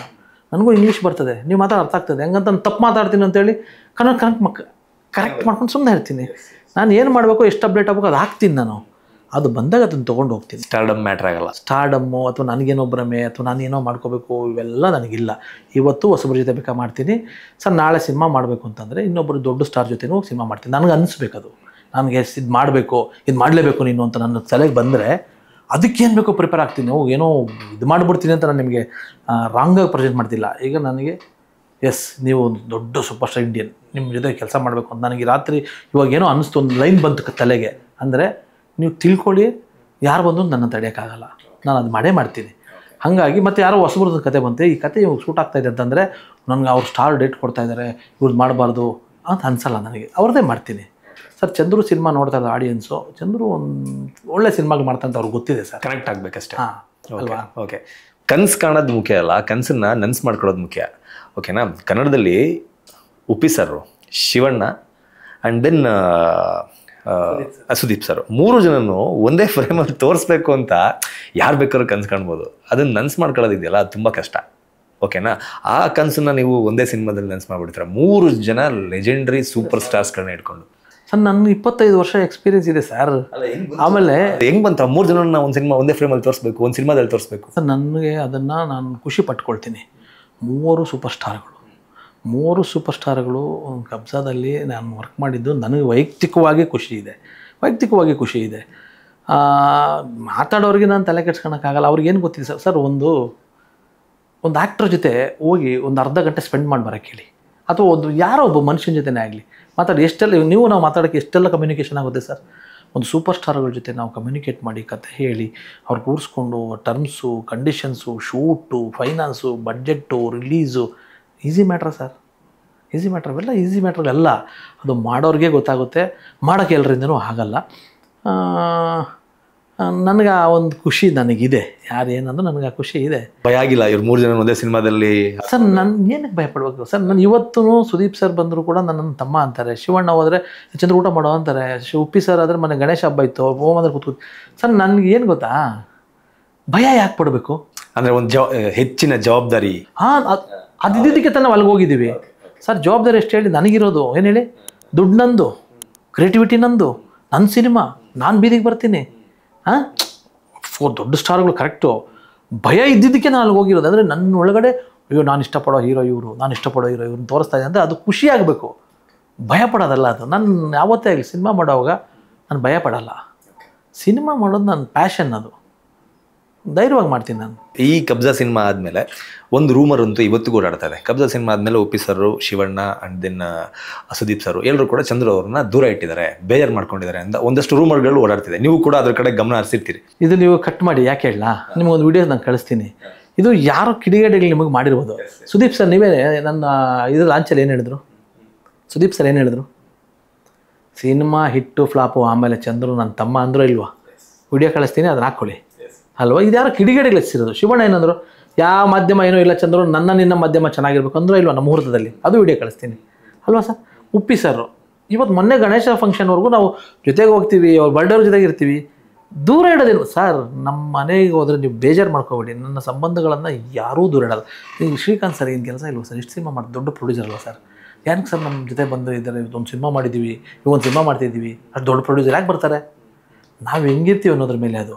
ಸಿನಿಮಾ ಹಿಟ್ಟು ಫ್ಲಾಪು ಅದೆಲ್ಲ ನಾವುಗಳು ಮಾಡೋದಲ್ಲ, ಅದು ಪ್ರೇಕ್ಷಕ ದೇವರುಗಳು ಅದು ಕೊಡೋದು, ನಮ್ಮ ಟೈಮು ಗ್ರಾಹಕತೆಗಳಾಗೋದು. ಸೊ ಆ ವಿಚಾರ ರೂಮರ್ ಅಲ್ಲ, ರೂಮರ್ ಅಲ್ಲ. Okay okay. ಈಗ ಬೆಳೆಯುವಾಗ ಸುತ್ತು ಶತ್ರು ಉಟ್ಕೊಳ್ತಾರಲ್ಲ, ಅವ್ರುಗಳು ಅಷ್ಟನ್ನೇ ಕಟ್ ಮಾಡ್ಕೊಂಡು ಈ ಒಂದು ವಿದ್ಯಮಾನದಲ್ಲಿ ಅದನ್ನು ಸುಮ್ಮನೆ ಹಂಗೆ ಪುಷ್ ಮಾಡಿ ವೈಡ್ ಮಾಡಿ ಆಗಿದ್ದದು. ನಿಮಗೆ ಸುದೀಪ್ ಅವ್ರು ಹೇಳಿದ್ರಾ? ನಿಮಗೆ ಉಪ್ಪಿ ಸರ್ ಹೇಳಿದ್ರಾ? ನಿಮಗೆ ಶಿವಣ್ಣ ಸರ್ ಹೇಳಿದ್ರಾ? ಸರ್ ಅವ್ರು ಹೇಳಿದಾಗ ನಾವು ನಮ್ದೇನೋ ತಪ್ಪಿದೆ ನನ್ನ ಅಲ್ವಾ? ಇದು ನಮಗೆ ಗೊತ್ತಿಲ್ಲದಿರೋ ಶತ್ರುಗಳು ಮಾಡೋ ಕೆಲಸಕ್ಕೆ ಜಾಸ್ತಿನಾ ಸರ್ ನಿಮ್ಗೆ ಇಂಡಸ್ಟ್ರಿ ಶತ್ರುಗಳು ಜಾಸ್ತಿನಾ? ಸರ್ ಶತ್ರು ಒಬ್ಬರು ಇಲ್ಲ. ಅದು ನನಗೂ ಅದು ಕ್ವಶನ್ ಆಗಿತ್ತು, ಯಾಕೆ ಹಿಂಗಾಗ್ತಾ ಇದೆಯಲ್ಲ ಅಂತ ಕೆಲವೊಂದು ಸತಿ ನೋಡಿದಾಗ ಅನ್ನಿಸ್ತು ನಂಗೆ. ಅವಾಗ ಅಬ್ಬಿಸ್ಲಿ ಅವಾಗ ಹೇಳಿದ್ನಲ್ಲ, ಎಸ್ ಒಬ್ಬ ಮನುಷ್ಯ ಬೆಳಿಬೇಕಾದ್ರೆ ಒಂದು ಟ್ರ್ಯಾಕಲ್ಲಿ ಓಡಬೇಕಾದ್ರೆ ಡೆಫಿನೆಟ್ಲಿ ಒಂದು ಅಖಾಡಕ್ಕೆ ಇಳಿದಾಗ ಅವನಿಗೆ ಪರ ವಿರೋಧ ಎರಡೂ ಬಂದೇ ಬರ್ತಾರೆ. ಸೊ ನಮ್ಮ ಕೆಲಸ ಮತ್ತು ನಮ್ಮ ಬೆಳವಣಿಗೆಗೆ ಆ ಶತ್ರುಗಳು ಹಾಗೇ ಆಗ್ತಾರೆ, ಅದನ್ನು ಯಾರೂ ಕಂಟ್ರೋಲ್ ಮಾಡೋಕ್ಕಾಗಲ್ಲ. ಅದನ್ನು ದಾಟಿ ಮೆಟ್ಟಿ ನಿಂತಾಗಲೇ ಸಕ್ಸಸ್ಸು. ಇನ್ನು ಕಬ್ಜಾ ವಿಚಾರ ಬಂದಾಗ ಸರ್, ಕಬ್ಜಾ ಒಂದು ಸಿನಿಮಾಯಿಂದ ಇಡೀ ಕನ್ನಡ ಇಂಡಸ್ಟ್ರಿ ಬಿದ್ದೋಯ್ತು ಅನ್ನೋ ಒಂದು ಮಾತು ಕೇಳಿಬಂತು. ಆ ರೀತಿಯಲ್ಲೂ ಒಂದಷ್ಟು ಟ್ರೋಲ್ಗಳಾಗೋದಕ್ಕೆ ಸ್ಟಾರ್ಟ್ ಆಯಿತು. ಅಂಥವ್ರಿಗೆ ಏನು ಹೇಳೋಕ್ಕೆ ಇಷ್ಟಪಡ್ತೀರಿ? ಆಲ್ರೆಡಿ ಹೇಳಿದ್ದೀನಿ, ನೋಡಿದ್ದಾರೆ ಅಂತ ಅನ್ಕೋತೀನಿ ಗಣಪತಿ ಇಂಟರ್ವ್ಯೂನ. ಅವರು ಹೇಳಿದ್ರು, ಗಣಪತಿ ಸಾರು ಕೂಡ ಅದನ್ನು ಹೇಳಿದ್ರು ಕೂಡ, ನೀವು ಅದನ್ನ ಇನ್ನೊಂದ್ಸತಿ ನೋಡ್ಬೋದು. ಅವರು ಏನೋ ಫ್ಲೋಲಿ ಪಾಪ ಅವರು ಯಾವತ್ತೋ ಒಂದು ಇಂಟರ್ವ್ಯೂ ಮಾಡಿದ್ರು, ಅವರು ಪೂರ್ತಿ ಹೇಳಿದ್ರು. ಅವರು ಅದನ್ನು ಸುಮ್ಮನೆ ಕಟ್ ಮಾಡಿ ಅದನ್ನು ತುಂಬ ಜನ ನಮ್ಗೆ ಆಗದಿರೋರು, ಅದು ಏನೋ ಯಾರು ಅದನ್ನು ಯಾರೋ ಒಂದು ಸ್ವಲ್ಪ ಹೊಟ್ಟೆ ತುಂಬಿಸ್ಕೊಳ್ಳೋರು ಏನೋ ಮಾಡಿದರು. ಒಂದು ಹೇಳೋಕ್ಕೆ ಇಷ್ಟಪಡ್ತೀನಿ, ನಿಮ್ಮ ಲೈಫಿಗೆ ನಾನೇನೂ ಮಾಡೋಕ್ಕಾಗಲ್ಲ, ನನ್ನ ಲೈಫ್ಗೆ ನೀವೇನೂ ಕೆಟ್ಟದ್ದು ಮಾಡೋಕ್ಕಾಗಲ್ಲ. ಆದರೆ ಇಬ್ಬರು ಒಂದು ಪರಸ್ಪರ ಒಳ್ಳೇದು ಮಾಡ್ಕೋಬೋದು ಅಷ್ಟೇ ಅಲ್ವಾ ಸರ್? ಯಾರೂ ತುಳಿಯೋಕ್ಕಾಗಲ್ಲ. ಇಂಡಸ್ಟ್ರಿ ಯಾರ ಅಪ್ಪಂದೂ ಅಲ್ಲ. ಇಂಡಸ್ಟ್ರಿ ಇದೊಂಥರ ಡಿವೈನ್ ಇಂಡಸ್ಟ್ರಿ, ಎಲ್ಲ ಫೀಲ್ಡ್ಗಳು. ಅದಕ್ಕೆ ಬೇಕು ಅಂತಂದರೆ ಮಂಜುನಾಥ್ ಅವರು ಇರ್ತಾರೆ, ಅದಕ್ಕೆ ಬೇಕು ಅಂತಂದರೆ ಚಂದ್ರು ಇರ್ತಾರೆ. ಅದಕ್ಕೆ ಬೇಡ ಅಂತಂದರೆ ಮಂಜುನಾಥು ಇರಲ್ಲ, ನಾನೂ ಇರಲ್ಲ, ಯಾರೂ ಇರಲ್ಲ. ಕರೆಕ್ಟ್ ಅಲ್ಲ ಸರ್? ಎಷ್ಟು ಜನ ಸೂಪರ್ ಸ್ಟಾರ್ಗಳು ಬಂದರು, ಹಂಗೆ ಮರೆಯಾದರು. ಎಷ್ಟು ಜನ ಸ್ಟಾರ್ ರೈಟರ್ಗಳು ಬಂದರು, ಹಂಗೆ ಮರೆಯಾದರು. ಆ ಮರ್ಯಾದನ್ನು ಬೆಲೆ ಇಲ್ಲ ಅಂತಲ್ಲ, ಅವ್ರ ಸೇವೆ ಅಲ್ಲಿವರೆಗೂ ಇತ್ತು. ಆ ಸೇವೆ ಆದಮೇಲೆ ಇನ್ನೊಂದು ಜನ್ರೇಷನ್ ಸೇವೆ ಆಗುತ್ತೆ. ಇದಾದಮೇಲೆ ಇದೇ ಪರ್ಮನೆಂಟಾ? ಇದು ವೀರಗಲ್ಲ ಅಲ್ಲ, ಮತ್ತು ಬರ್ತಾರೆ. ಅದು ಗೊತ್ತಿರೋ ಸತ್ಯ ಆದಮೇಲೆ ಯಾರೂ ಮಾತಾಡಲ್ಲ. ಹಾಗಾಗಿ ಯಾರಿಂದ ಇಂಡಸ್ಟ್ರಿನ ಸರ್, ಇಂಡಸ್ಟ್ರಿ ಯಾರಪ್ಪಂದು ಅಲ್ಲ ಸರ್, ಇದು ದೇವ್ರ ಇಂಡಸ್ಟ್ರಿ ಅಂತ. ಅದು ನಿಂತ್ಕೊಂಡಿದೆ ಸರ್, ಅದು ಭೂಮಿ ಥರ. ಅದು ನಡ್ಕೊಂಡು ಹೋಗ್ತಾ ಇರ್ತದೆ. ನಾವೆಲ್ಲ ಟ್ರಾವೆಲರ್ಸ್, ಬರ್ತೀವಿ ಹೋಗ್ತಾ ಇರ್ತೀವಿ. ಹಾಗಾಗಿ ಕಬ್ಜಾಯಿಂದ ಇಂಡಸ್ಟ್ರಿ ಬೀಳ್ತು ಅನ್ನೋದನ್ನು ಚಂದ್ರ ಅವರು ಒಪ್ಕೊಳ್ಳವ ಅಲ್ಲ, ನಾನು ಒಪ್ಕೋಬೇಕಾ? ಅಲ್ಲ ನಾನು ನಿಮ್ಮನ್ನೇ ಕೇಳ್ತಿದ್ದೀನಿ ಸರ್. ಕಬ್ಜಾಯಿಂದ ಇಂಡಸ್ಟ್ರಿ ಬೀಳಂಗಿದೆ 100 ಕೋಟಿ. ಹಂಗಾದ್ರೆ ಇಂಡಸ್ಟ್ರಿ ಯಾರು ಸರ್ ಊಟ ಮಾಡಿದ್ದು? ಇಲ್ಲ, ಹೇಳ್ತೀನಿ. ನಾನು ಇನ್ವೆಸ್ಟ್ ಮಾಡಿದ್ರಿಂದ ನಮ್ಮ 3 ಕೇಶವಾರ ಜನ ಊಟ ಮಾಡಿದ್ರಾ? ಹೇಳಿ ನನಗೆ ಆನ್ಸರ್ ಹೇಳಿ. ಇಲ್ಲ ಕೇಶವಾರ ಜನ ಊಟ ಮಾಡಿದ್ರ? ಚಿಕ್ಕಬಳ್ಳಾಪುರ ಜನ ಊಟ ಮಾಡಿದ್ರ? ನಾನು ಹುಟ್ಟಿದ ನಮ್ಮ ತಂದೆ ತಾಯಿ ಊಟ ಮಾಡಿದ್ರ? ನನ್ನ ಇನ್ವೆಸ್ಟ್ಮೆಂಟನ್ನು ಇಲ್ಲಿ ಇಂಡಸ್ಟ್ರಿಯಲ್ಲಿ ಹಾಕಿದ್ದು ನಾನು. ಯಾವುದೋ ಗ್ಲೋಬಲಲ್ಲಿ CM PM ಕರೀತಾರೆ, ಬನ್ನಿ ಇನ್ವೆಸ್ಟ್ ಮಾಡಿ, ನಿಮ್ಗೆ ಜಾಗ ಕೊಡ್ತೀವಿ, ಭೂಮಿ ಕೊಡ್ತೀವಿ ಅಂತ. ನಮಗೆ ಯಾಕೆ ವೆಲ್ಕಮ್ ಇಲ್ಲ? ನಾವು ಸಾಲ ಮಾಡಿ ಬಂದು ಇಲ್ಲಿ ಹಾಕಿದ್ದಕ್ಕೆ ಇಲ್ಲಿರೋ 24 ಡಿಪಾರ್ಟ್ಮೆಂಟ್ಗಳು ಊಟ ಮಾಡಿದ್ದಾರೆ. 4 ವರ್ಷ ಸಿನಿಮಾ ಮಾಡಿದಾಗ ಕೆಲಸ ಕೊಟ್ಟಿದ್ದಾರೆ. ರೈಟ್? ಎಸ್ ಊಟ ಮಾಡಿದ್ದಾರೆ. ಮತ್ತು ಊಟ ಮಾಡಿದ್ಮೇಲೆ ಚಂದ್ರು ವಿಷ ಹಾಕದ ಅಂತ ಹೇಳೋದು ಸರಿನಾ? ಸರಿ, ಹಂಗೆ ಆಯಿತು. ಚಂದ್ರು ಒಂದು ಸಿನಿಮಾಕ್ಕೆ ಇಂಡಸ್ಟ್ರಿ ಮುಗಿದೋಯ್ತಾ? ಎಷ್ಟು ಸಿನಿಮಾ ಬಂದಿಲ್ಲ, ಎಷ್ಟು ಸಿನಿಮಾ ಬರ್ತವೆ. ಈಗ ನೀವು ಹೇಳಿ, ಚಂದ್ರನ ಬೇಕು ಅಂತ ತೇಜೋವಧೆ ಮಾಡಿದ್ರ? ಈ ವರ್ಡ್ ಮಾತಾಡಿರೋರು ಎಲ್ರಿಗೂ ನೀವು ಹೇಳಿ, ನಾನು ಹೇಳಲ್ಲ. ನೀವು ಹೇಳಿ ಇದಕ್ಕೆ ನನಗೆ ಪತ್ರಕರ್ತ ಆಗಿ ಇಲ್ಲ ಸರ್, ಇದಕ್ಕೆ ನೀವು ಆನ್ಸರ್ ಪತ್ರಕರ್ತ ಆಗಿ ಅಂತಲ್ಲ, ಜನರಲ್ ಆಗಿ ಹೇಳಿ. ಈಗ ಜನರಲ್ ಆಗಿ ನಾನು ಹೇಳೋದಾದ್ರೆ, ಪ್ರೊಡ್ಯೂಸರ್ ನೀವೇ, ನಿರ್ದೇಶಕ ಡೈರೆಕ್ಟರ್ ನೀವೇ. ಇನ್ವೆಸ್ಟ್ಮೆಂಟ್ ಎಲ್ಲಿಗೆ ಹಾಕಿದ್ದು? ಇನ್ವೆಸ್ಟ್ಮೆಂಟ್ ನೀವೇ ಹಾಕಿರೋದು. ಎಲ್ಲಿಗೆ ಹಾಕಿದ್ದು? ಚಿತ್ರರಂಗಕ್ಕೆ ಹಾಕಿದ್ದು. ಆಬ್ವಿಯಸ್ಲಿ ಚಿತ್ರರಂಗ. ಯಾರಲ್ಲಿ ಎಲ್ಲ ಬದುಕಿದ್ದು, ತಿಂದಿದ್ದು, ಉಂಡಿದ್ದು ಎಲ್ಲ ಆಗಿದ್ದು ಯಾರಿಗೆ? ಎಲ್ಲ ಕಂಪ್ಲೀಟ್ ಚಿತ್ರರಂಗಕ್ಕೆ. ಸರಿ, ನನ್ನನ್ನು ಹೆಂಗೆ ನೀವು ಬ್ಲೇಮ್ ಮಾಡ್ತಿದ್ದೀರಿ?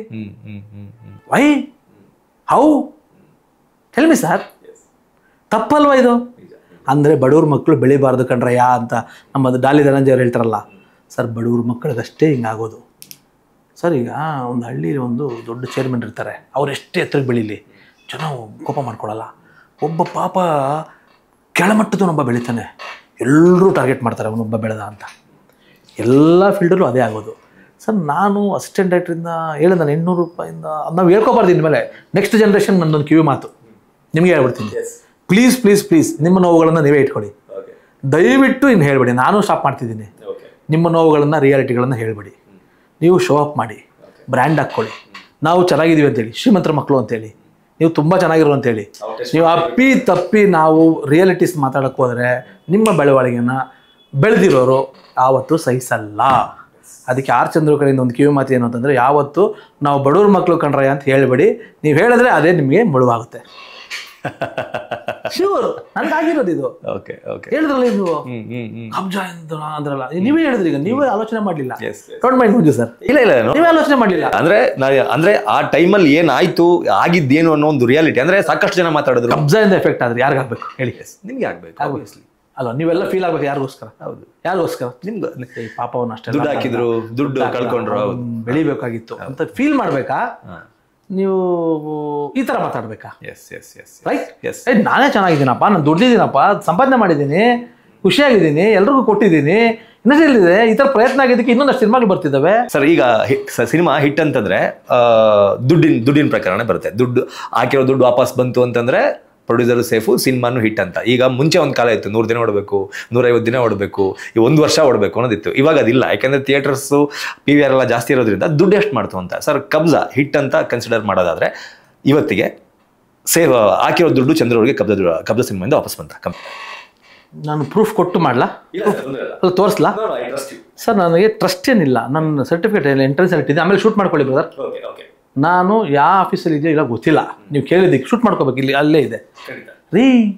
ನಾನೊಂದು ದೊಡ್ಡ ವೇದಿಕೆಯಲ್ಲಿ ಹೇಳ್ತೀನಿ, ನನ್ನ ಕಬ್ಜಾ, ನನಗೆ ಇಷ್ಟು ಬಿಸ್ನೆಸ್ ಆಗಿದೆ, ಇಷ್ಟು ಟ್ಯಾಕ್ಸ್ ಕಟ್ಟಿದ್ದೀನಿ, ಇಷ್ಟೆಲ್ಲ ಮಾಡಿದ್ದೀನಿ, ಇಷ್ಟೆಲ್ಲ ನಾನು ಕೊಟ್ಟಿದ್ದೆ, ಇಷ್ಟು ಕೊಟ್ಟಿದೆ. 4,000 ಸ್ಕ್ರೀನಲ್ಲಿ ಪಿಕ್ಚರ್ ರಿಲೀಸ್ ಮಾಡಿರೋದು ರೀ. ಒಬ್ಬ ಕನ್ನಡಿಗನಾಗಿ ಎದೆ ತಟ್ಕೊಂಡು ಹೇಳ್ತೀನಿ ಮಂಜು ಸರ್, 4,000 ಸ್ಕ್ರೀನ್ ರೀ. ಒಬ್ಬ ಹಳ್ಳಿಯಿಂದ ಬಂದ ರೈತನ ಮಗ, ರಾಮಣ್ಣನ ಮಗ, 4,000 ಸ್ಕ್ರೀನ್. ನಾನು ಹೈಯೆಸ್ಟ್ ಟ್ಯಾಕ್ಸ್ ಪೇಯರ್ ಅಂತ ಹೇಳ್ಬಿಟ್ಟು ಈ ಸರ್ಕಾರ ನಗರದಲ್ಲಿ ನನಗೆ ಇದು ಕೊಟ್ಟಿದ್ದೆ, ನೋಡಲ್ಲಿ ಶೂಟ್ ಮಾಡ್ಕೊಳ್ಳಿ ಆಮೇಲೆ, ಆಯಿತಾ? ಇವೆಲ್ಲವನ್ನು ನಾವು GST, IT ಇವೆಲ್ಲ ಕೊಟ್ಕೊಂಡು ಬಂದು ನಾವು ಮುಂದಿನ ಜನ್ರೇಷನ್ಗೆ ಮಾಡ್ಬೋದು. ಎಲ್ಲರೂ ಒಂದು ಏನೋ ಆಯ್ತದೆ, ಧೃತಿಗೆಡಬೇಡಿ, ಇನ್ನೊಂದು ಮಾಡಿ, ಕಬ್ಜಾ ಮಾಡಿ, ಇನ್ನೊಂದು ಮಾಡಿ, ಮತ್ತೊಂದು ಮಾಡಿ, ದೊಡ್ಡ ದೊಡ್ಡ ಸಿನಿಮಾಗಳು ಮಾಡಿ ಅಂತ ನಾನು ಪಾಸಿಟಿವ್ ಆಗಿ ಹೋಗ್ತಿದ್ದೀನಿ. ಎಲ್ಲ ತಗೊಂಡು ಡಮ್ಮಂತ ಬಿಡ್ತಾರೆ. ನಾನೇ ಆರಾಮಾಗಿದ್ದೀನಲ್ಲ ಏನು ಸರ್? ಕಬ್ಜಾ ನನಗೆ ಖಂಡಿತವಾಗ್ಲೂ ಸಕ್ಸಸ್ಫುಲ್ ಪ್ರಾಜೆಕ್ಟ್. ಇವತ್ತು OG ನೋಡ್ತಿರ್ಬೋದು, ದಯವಿಟ್ಟು ನೋಡಿ. ನಂದು ಒಂದೊಂದು ಶಾರ್ಟು ಅಲ್ಲಿ ಕಾಣ್ತಿದೆ. ಆ ವಿಚಾರದಲ್ಲೂ ಸಾಕಷ್ಟು ಟ್ರೋಲ್ಗಳಾಗ್ತಾ ಇದೆ, ಸಾಕಷ್ಟು ಕ್ರಿಟಿಕ್ಸ್ಗಳು ಬರ್ತಾ ಇದೆ. ಕೆಲವೊಂದಷ್ಟು ಮೇಕಿಂಗ್ ನೋಡಿದಾಗ ಕಬ್ಜಾ ನೆನಪಾಗುತ್ತೆ ಅಂತ, ಕೆಲವೊಂದು ಗನ್ ಶಾಟ್ಸು ಅಲ್ವಾ, ಅದನ್ನ ಯಾರನ್ನ ಮಾತಾಡಿದ್ರ? ಇವತ್ತು ಅದು ನೋಡ್ಬಿಟ್ಟು ಎಲ್ಲ ಮಾತಾಡ್ತಿದ್ದೀರಾ, ಅಯ್ಯೋ ಹಂಗಿದೆ OG ಅಂತ. ನಾನು ರೀ 4 ವರ್ಷ ಹಿಂದೆ ತೆಗ್ದಲ್ಲ ಅದೆಲ್ಲ. ನೀವು ಯಾಕೆ ಸರ್ ಮಾತಾಡಲಿಲ್ಲ? ನಿಮ್ಮ ಕನ್ನಡದ ಹುಡುಗ ನಾನು ಆಗಲೇ ತೆಗೆದ್ನಲ್ಲ ಸರ್. ನಾನು ನೋಡಿ, ನೀವು ಒಂದು ಗನ್ನು, ಶಾರ್ಟ್ ಎಲ್ಲ ನೀವು ನೋಡ್ಬಿಟ್ಟು ನನಗೆ ಹೇಳಿ ಸರ್, ನಾನೇನು ಹೇಳಲ್ಲ. OG ಟ್ರೈಲರ್ ಹಾಕ್ಕೊಳ್ಳಿ, ಕಬ್ಜಾನು ಹಾಕ್ಕೊಳ್ಳಿ. ಒಂದೊಂದು ಶಾರ್ಟ್ನು ನಮ್ಮನ್ನು ಇನ್ಸ್ಪೈರ್ ಆಗಿದ್ದಾರೆ ಬಿಡಿ. ನಾವು ಬೈಯೋದು ಇನ್ನೊಂದು ಮತ್ತೊಂದಲ್ಲ, ಇನ್ಸ್ಪೈರ್ ಆಗಿದೆ ಅಂತ ಅನ್ಕೊಂಬಿಡೋಣ. ದೊಡ್ಡ ಸ್ಟಾರ್, ನಾನು ಪವನ್ ಕಲ್ಯಾಣ್ ಸ್ಟಾರು, ನನಗೂ ಇಷ್ಟ ಅವರು, ನಾನೊಂದು ಮೀಟ್ ಮಾಡಿದ್ವಿ, ನನಗೂ ಬ್ಲೆಸ್ ಮಾಡಿದ್ದಾರೆ, ಇದೆಲ್ಲ ನೋಡಿದ್ದಾರೆ, ಆ ಪ್ರೊಡ್ಯೂಸರ್ಗೆ ಇದೆಲ್ಲ ಕೊಟ್ಟಿದ್ದೀನಿ. ತೆಗೀರಿ, ತಪ್ಪೇನಿಲ್ಲ, ಎಲ್ಲ ಇನ್ಸ್ಪೈರ್ ಆಗೋದೆ. ನಾನೊಬ್ಬರು ಇನ್ಸ್ಪೈರ್ ಆಗೋದು, ನಮ್ಮನ್ನೊಬ್ರು ಇನ್ಸ್ಪೈರ್ ಆಗ್ತಾರೆ. ನಮ್ಮನ್ನೊಬ್ರು ಇನ್ಸ್ಪೈರ್ ಆಗ್ತಿದ್ದಾರೆ ಅಂತಂದಾಗ ನೀವೆಲ್ಲ ಖುಷಿ ಪಡಬೇಕಲ್ವಾ? ಅದನ್ನ ಯಾರೂ ಮಾತಾಡಲ್ವಲ್ಲ ಸರ್. ಚಂದ್ರು ಕಬ್ಜಾನ ಇನ್ಸ್ಪೈರ್ ಆಗಿ ಮಾಡಿದ್ದಾರೆ, ಚೆನ್ನಾಗಿ ಹೋಗ್ತಿದೆ ನೋಡಿ, ಎಷ್ಟು ಚೆನ್ನಾಗಿ ಎತ್ಕೊಂಡು ಹೋಗ್ತಾರೆ ಎಲ್ಲ ಅಲ್ಲ ಸರ್. ನನಗೆ ಇದನ್ನೆಲ್ಲ ಏನೋ ಕಡಿಮೆ ಮಾಡಬೇಕು ಅನ್ನೋ ಆಸಕ್ತಿ ಅಲ್ಲ, ನೀವು ಕೇಳಿದ್ದು ಕೇಳ್ತಾ ಇದ್ದೀನಿ, ಕಡಿಮೆ ಮಾಡೋ ಅವಶ್ಯಕತೆಯೂ ಇಲ್ಲ. ಅಂದರೆ ಕಬ್ಜಾದಿಂದ ಆರ್ ಚಂದ್ರು ಅವರು ಏನು ಕಳ್ಕೊಂಡಿಲ್ಲ, ಪಡ್ಕೊಂಡಿರೋದು ಜಾಸ್ತಿ, ಕಲ್ತಿರೋದು ಜಾಸ್ತಿ. ಡೆಫಿನೆಟ್ಲಿ ಸರ್, ಯಾವುದರಿಂದನೂ ಯಾರಿಗೂ ಏನೂ ಲಾಸ್ ಆಗಲ್ಲ ಸರ್, ಎಲ್ಲವೂ ಕಲಿಕೆನೆ. ನಾನು ಹೇಳಿದ್ನಲ್ಲ ಸರ್, ಸೀರಿಯಲ್ ಬಿಟ್ಟು ಬಂದಾಗಲೂ ಕೂಡ ಎಲ್ಲ ಕಳ್ಕೊಳ್ತಿದ್ಯಾ ಅಂದರು. ಅವಾಗ ಭಯ ಆಯಿತು ಲೈಫ್ಗೋಸ್ಕರ, ಆದರೂ ಆಚೆ ಬಂದೆ. ದಯಾಳ್ ಸರ್ ಕೆಲಸ ಸಿಕ್ತು, ಇನ್ನೊಂದು ಗ್ರೇಡ್ ಒಂದು ಮುಂದಕ್ಕೆ. ಕಬ್ಜಾ ನಾನು ಯಾವಾಗಲೂ ಐ ಲವ್ ಯು ಮಾಡಿದ್ದೆ, ಅದಕ್ಕೆ ಬಿಫೋರು ಐ ಲವ್ ಯು ಒಂದು ಸ್ಟೇಜ್ ಸಿನಿಮಾ ಮಾಡಿದ್ದೆ, ಅದ್ರ ಮೇಲೆ ಇದು ಮಾಡಿದೆ. ಇದು ಮಾಡಿದ್ದಕ್ಕೆ ಇವಾಗ ಇನ್ನೊಂದು ಸಿನಿಮಾ ಮಾಡ್ತಿದ್ದೀನಿ. ಎಲ್ಲವೂ ಕಲಿಕೆನೆ, ಅದರಿಂದ ಎಲ್ಲ ಪಡ್ಕೊಂಡಿದ್ದೆ. ಈಗ ನನಗೆ ಮುಂಬೈ, ಚೆನ್ನೈ, ಕೊಚಿನ್ ಎಲ್ಲ ಗಲ್ಫ್ ಕಂಟ್ರೀಸ್ ಎಲ್ಲ ಕಡೆ ನನಗೊಂದು ಕನೆಕ್ಷನ್ಸ್ ಇದೆ. ಯಾವುದರಿಂದಾಗಿದ್ದು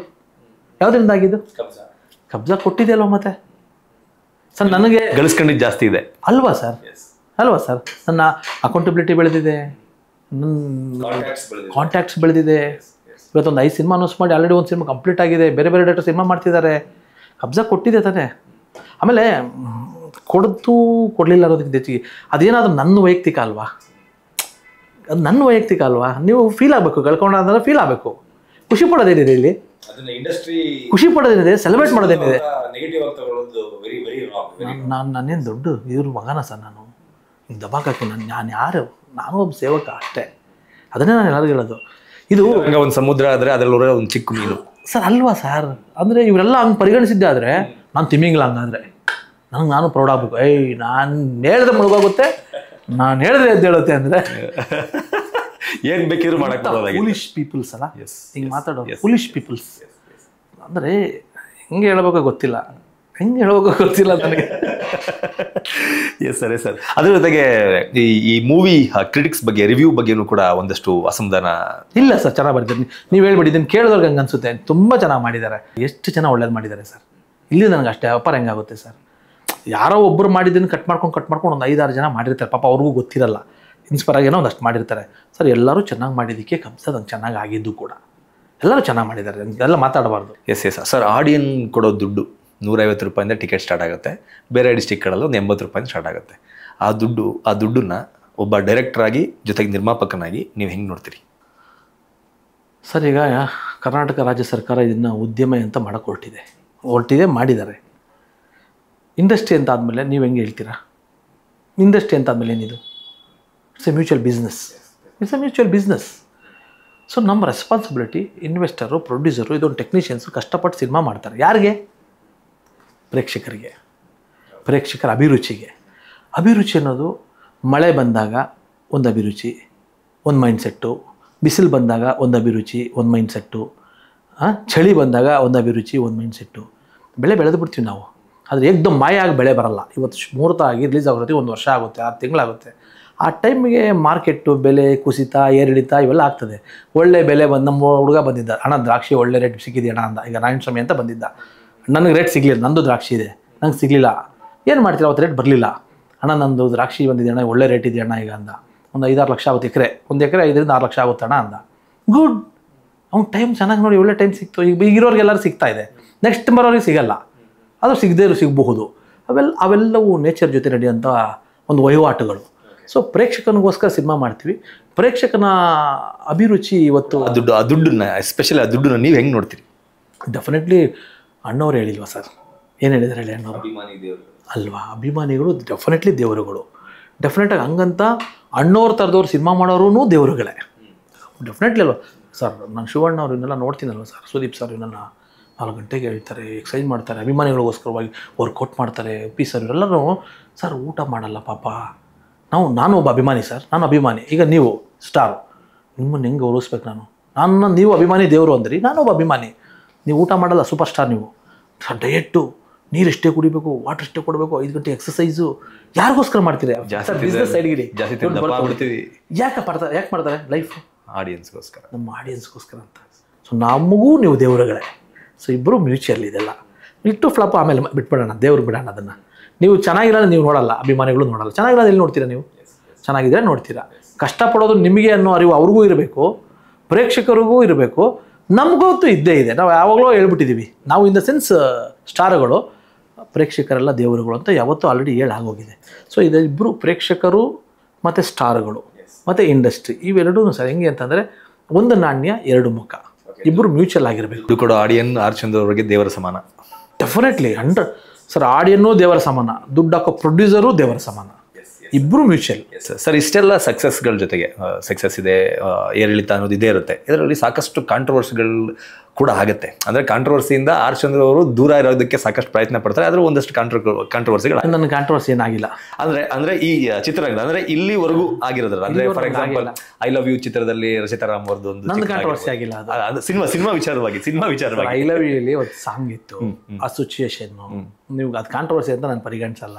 ಯಾಕೆಂದ್ರೆ ಅವ್ರಿಗೆ ಹೇಳಿದ್ವಿ, ನಾವು ಕತೆ ಹೇಳಿದ್ವಿ ರಚಿತಾ ಮೇಡಮ್ಗೆ, ಮೇಡಮ್ ಈ ಸಿಚುವೇಶನ್ ಹಿಂಗಿದೆ, ಹೀಗಿದೆ, ಹಿಂಗೆ ಆಗಬೇಕಾಗುತ್ತೆ, ಇದೊಂದು ಸಾಂಗ್ ನಮಗೆ ಎರೋಟಿಕ್ ಆಗಿ ಮಾಡ್ತೀವಿ, ಇದು ಹಿಂಗೆ ಬೇಕಾಗುತ್ತೆ ಅಂತಂದಾಗ ಅವ್ರ ಕತೆ ಕೇಳಿದಾಗ ಕರೆಕ್ಟ್ ಈ ಸಿಚುವೇಶನ್ನು ಅವನು ಈ ಥರ ಊಹೆ ಮಾಡ್ಕೊಂಡಾಗಲೇ ಇಡೀ ಕತೆಗೆ ಒಂದು ಇದು ಬರೋದು, ಇಡೀ ಕಥೆಯ ಮೂಲ ಹಂದರನೇ ಅಲ್ಲಿದೆ ಅಂತೇಳಿ ನಾವು ಯಾವುದನ್ನು ಮುಚ್ಚಿಟ್ಟು ಬಚ್ಚಿಟ್ಟು ಏನು ಶೂಟ್ ಮಾಡೋಕ್ಕಾಗಲ್ಲ.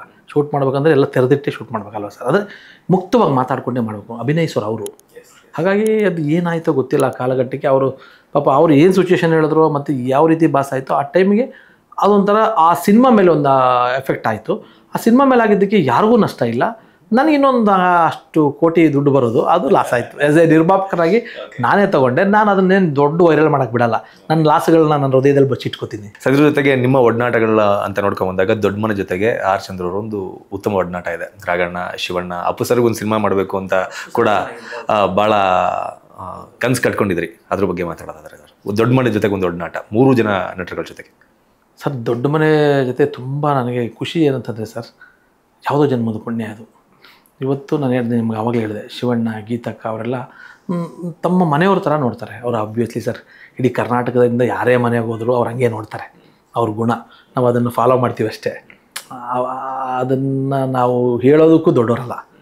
ರಾಜ್ಕುಮಾರ್ ಫ್ಯಾಮಿಲಿ ಬಗ್ಗೆ, ಶಿವರಾಜ್ ಕುಮಾರ್ ಸರ್ ಬಗ್ಗೆ, ಪುನೀತ್ ರಾಜ್ಕುಮಾರ್ ಅವ್ರ ಬಗ್ಗೆ ನಾನು ನೋಡಿದ್ದೀನಿ, ಹತ್ರದಿಂದ ನೋಡಿದ್ದೀನಿ.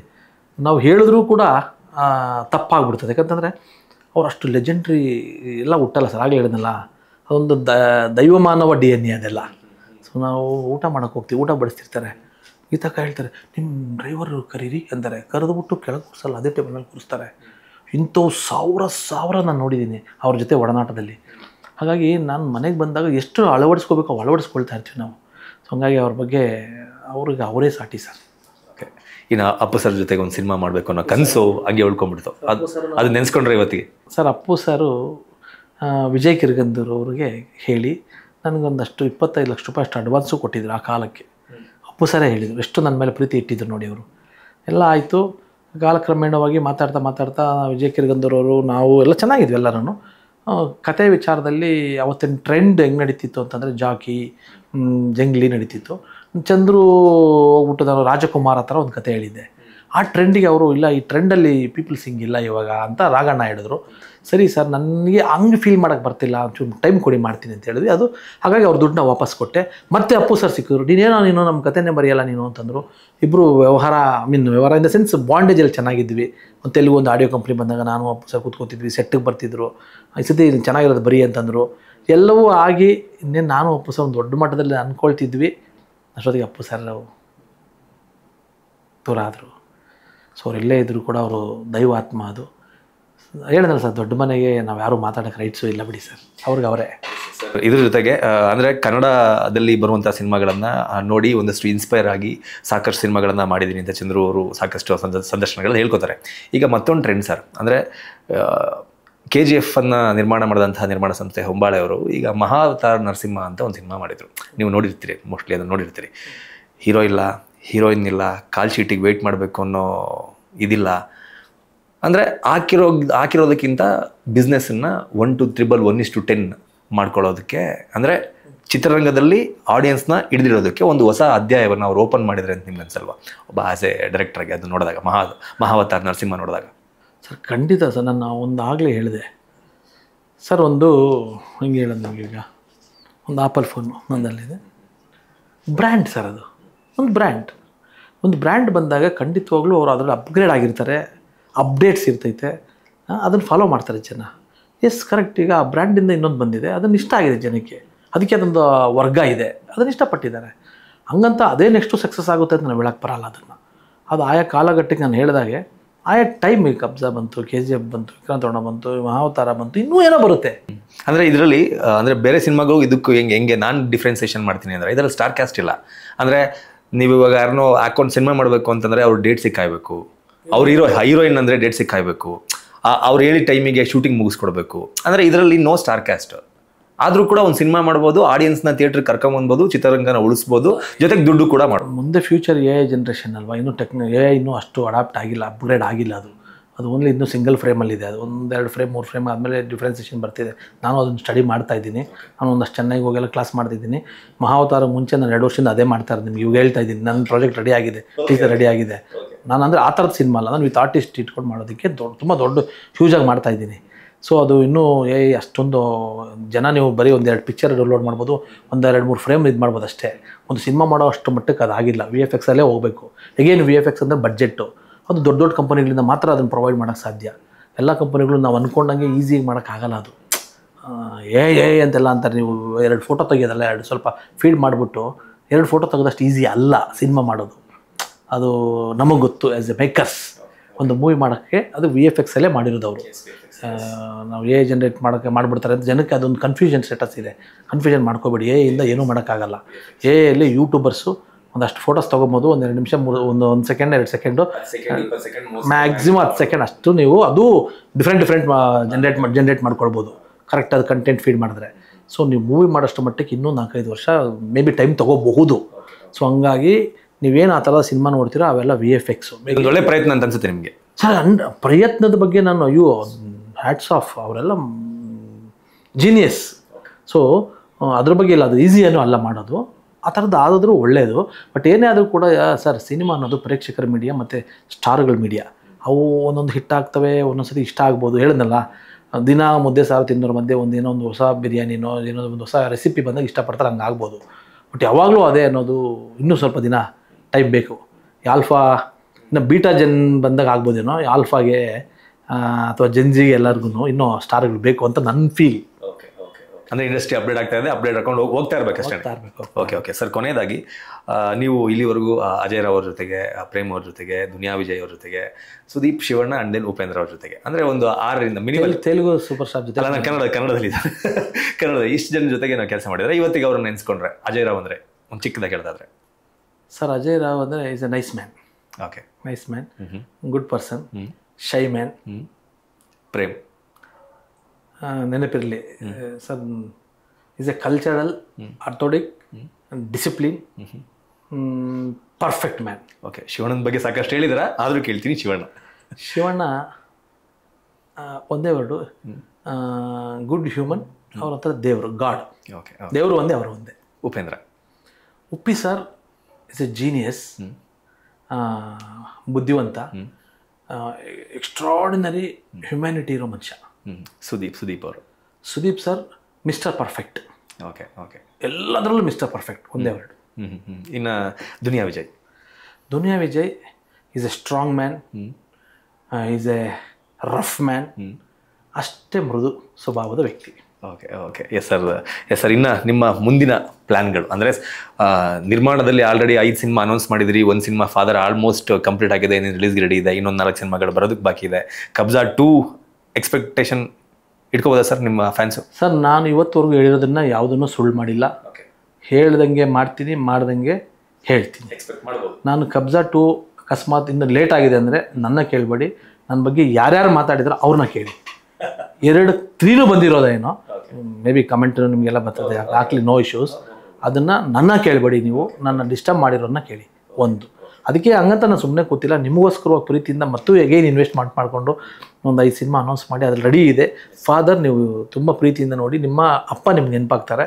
ನೀವು ನಿಮ್ಮ ಅಪ್ಪನ ಸಿನಿಮಾನೇ ಫಾದರ್. ನಿರ್ದೇಶಕನಾಗಿ ನಾನು ಡೈರೆಕ್ಟರ್ ಅಲ್ಲ, ಅದು ತಮಿಳ್ ಡೈರೆಕ್ಟರ್. ನನ್ನ ಡೈರೆಕ್ಷನ್ಗೆ ಎಲ್ಲರೂ ಯಾವಾಗ ಅಂತ ಕೇಳ್ತಿದ್ದಾರೆ.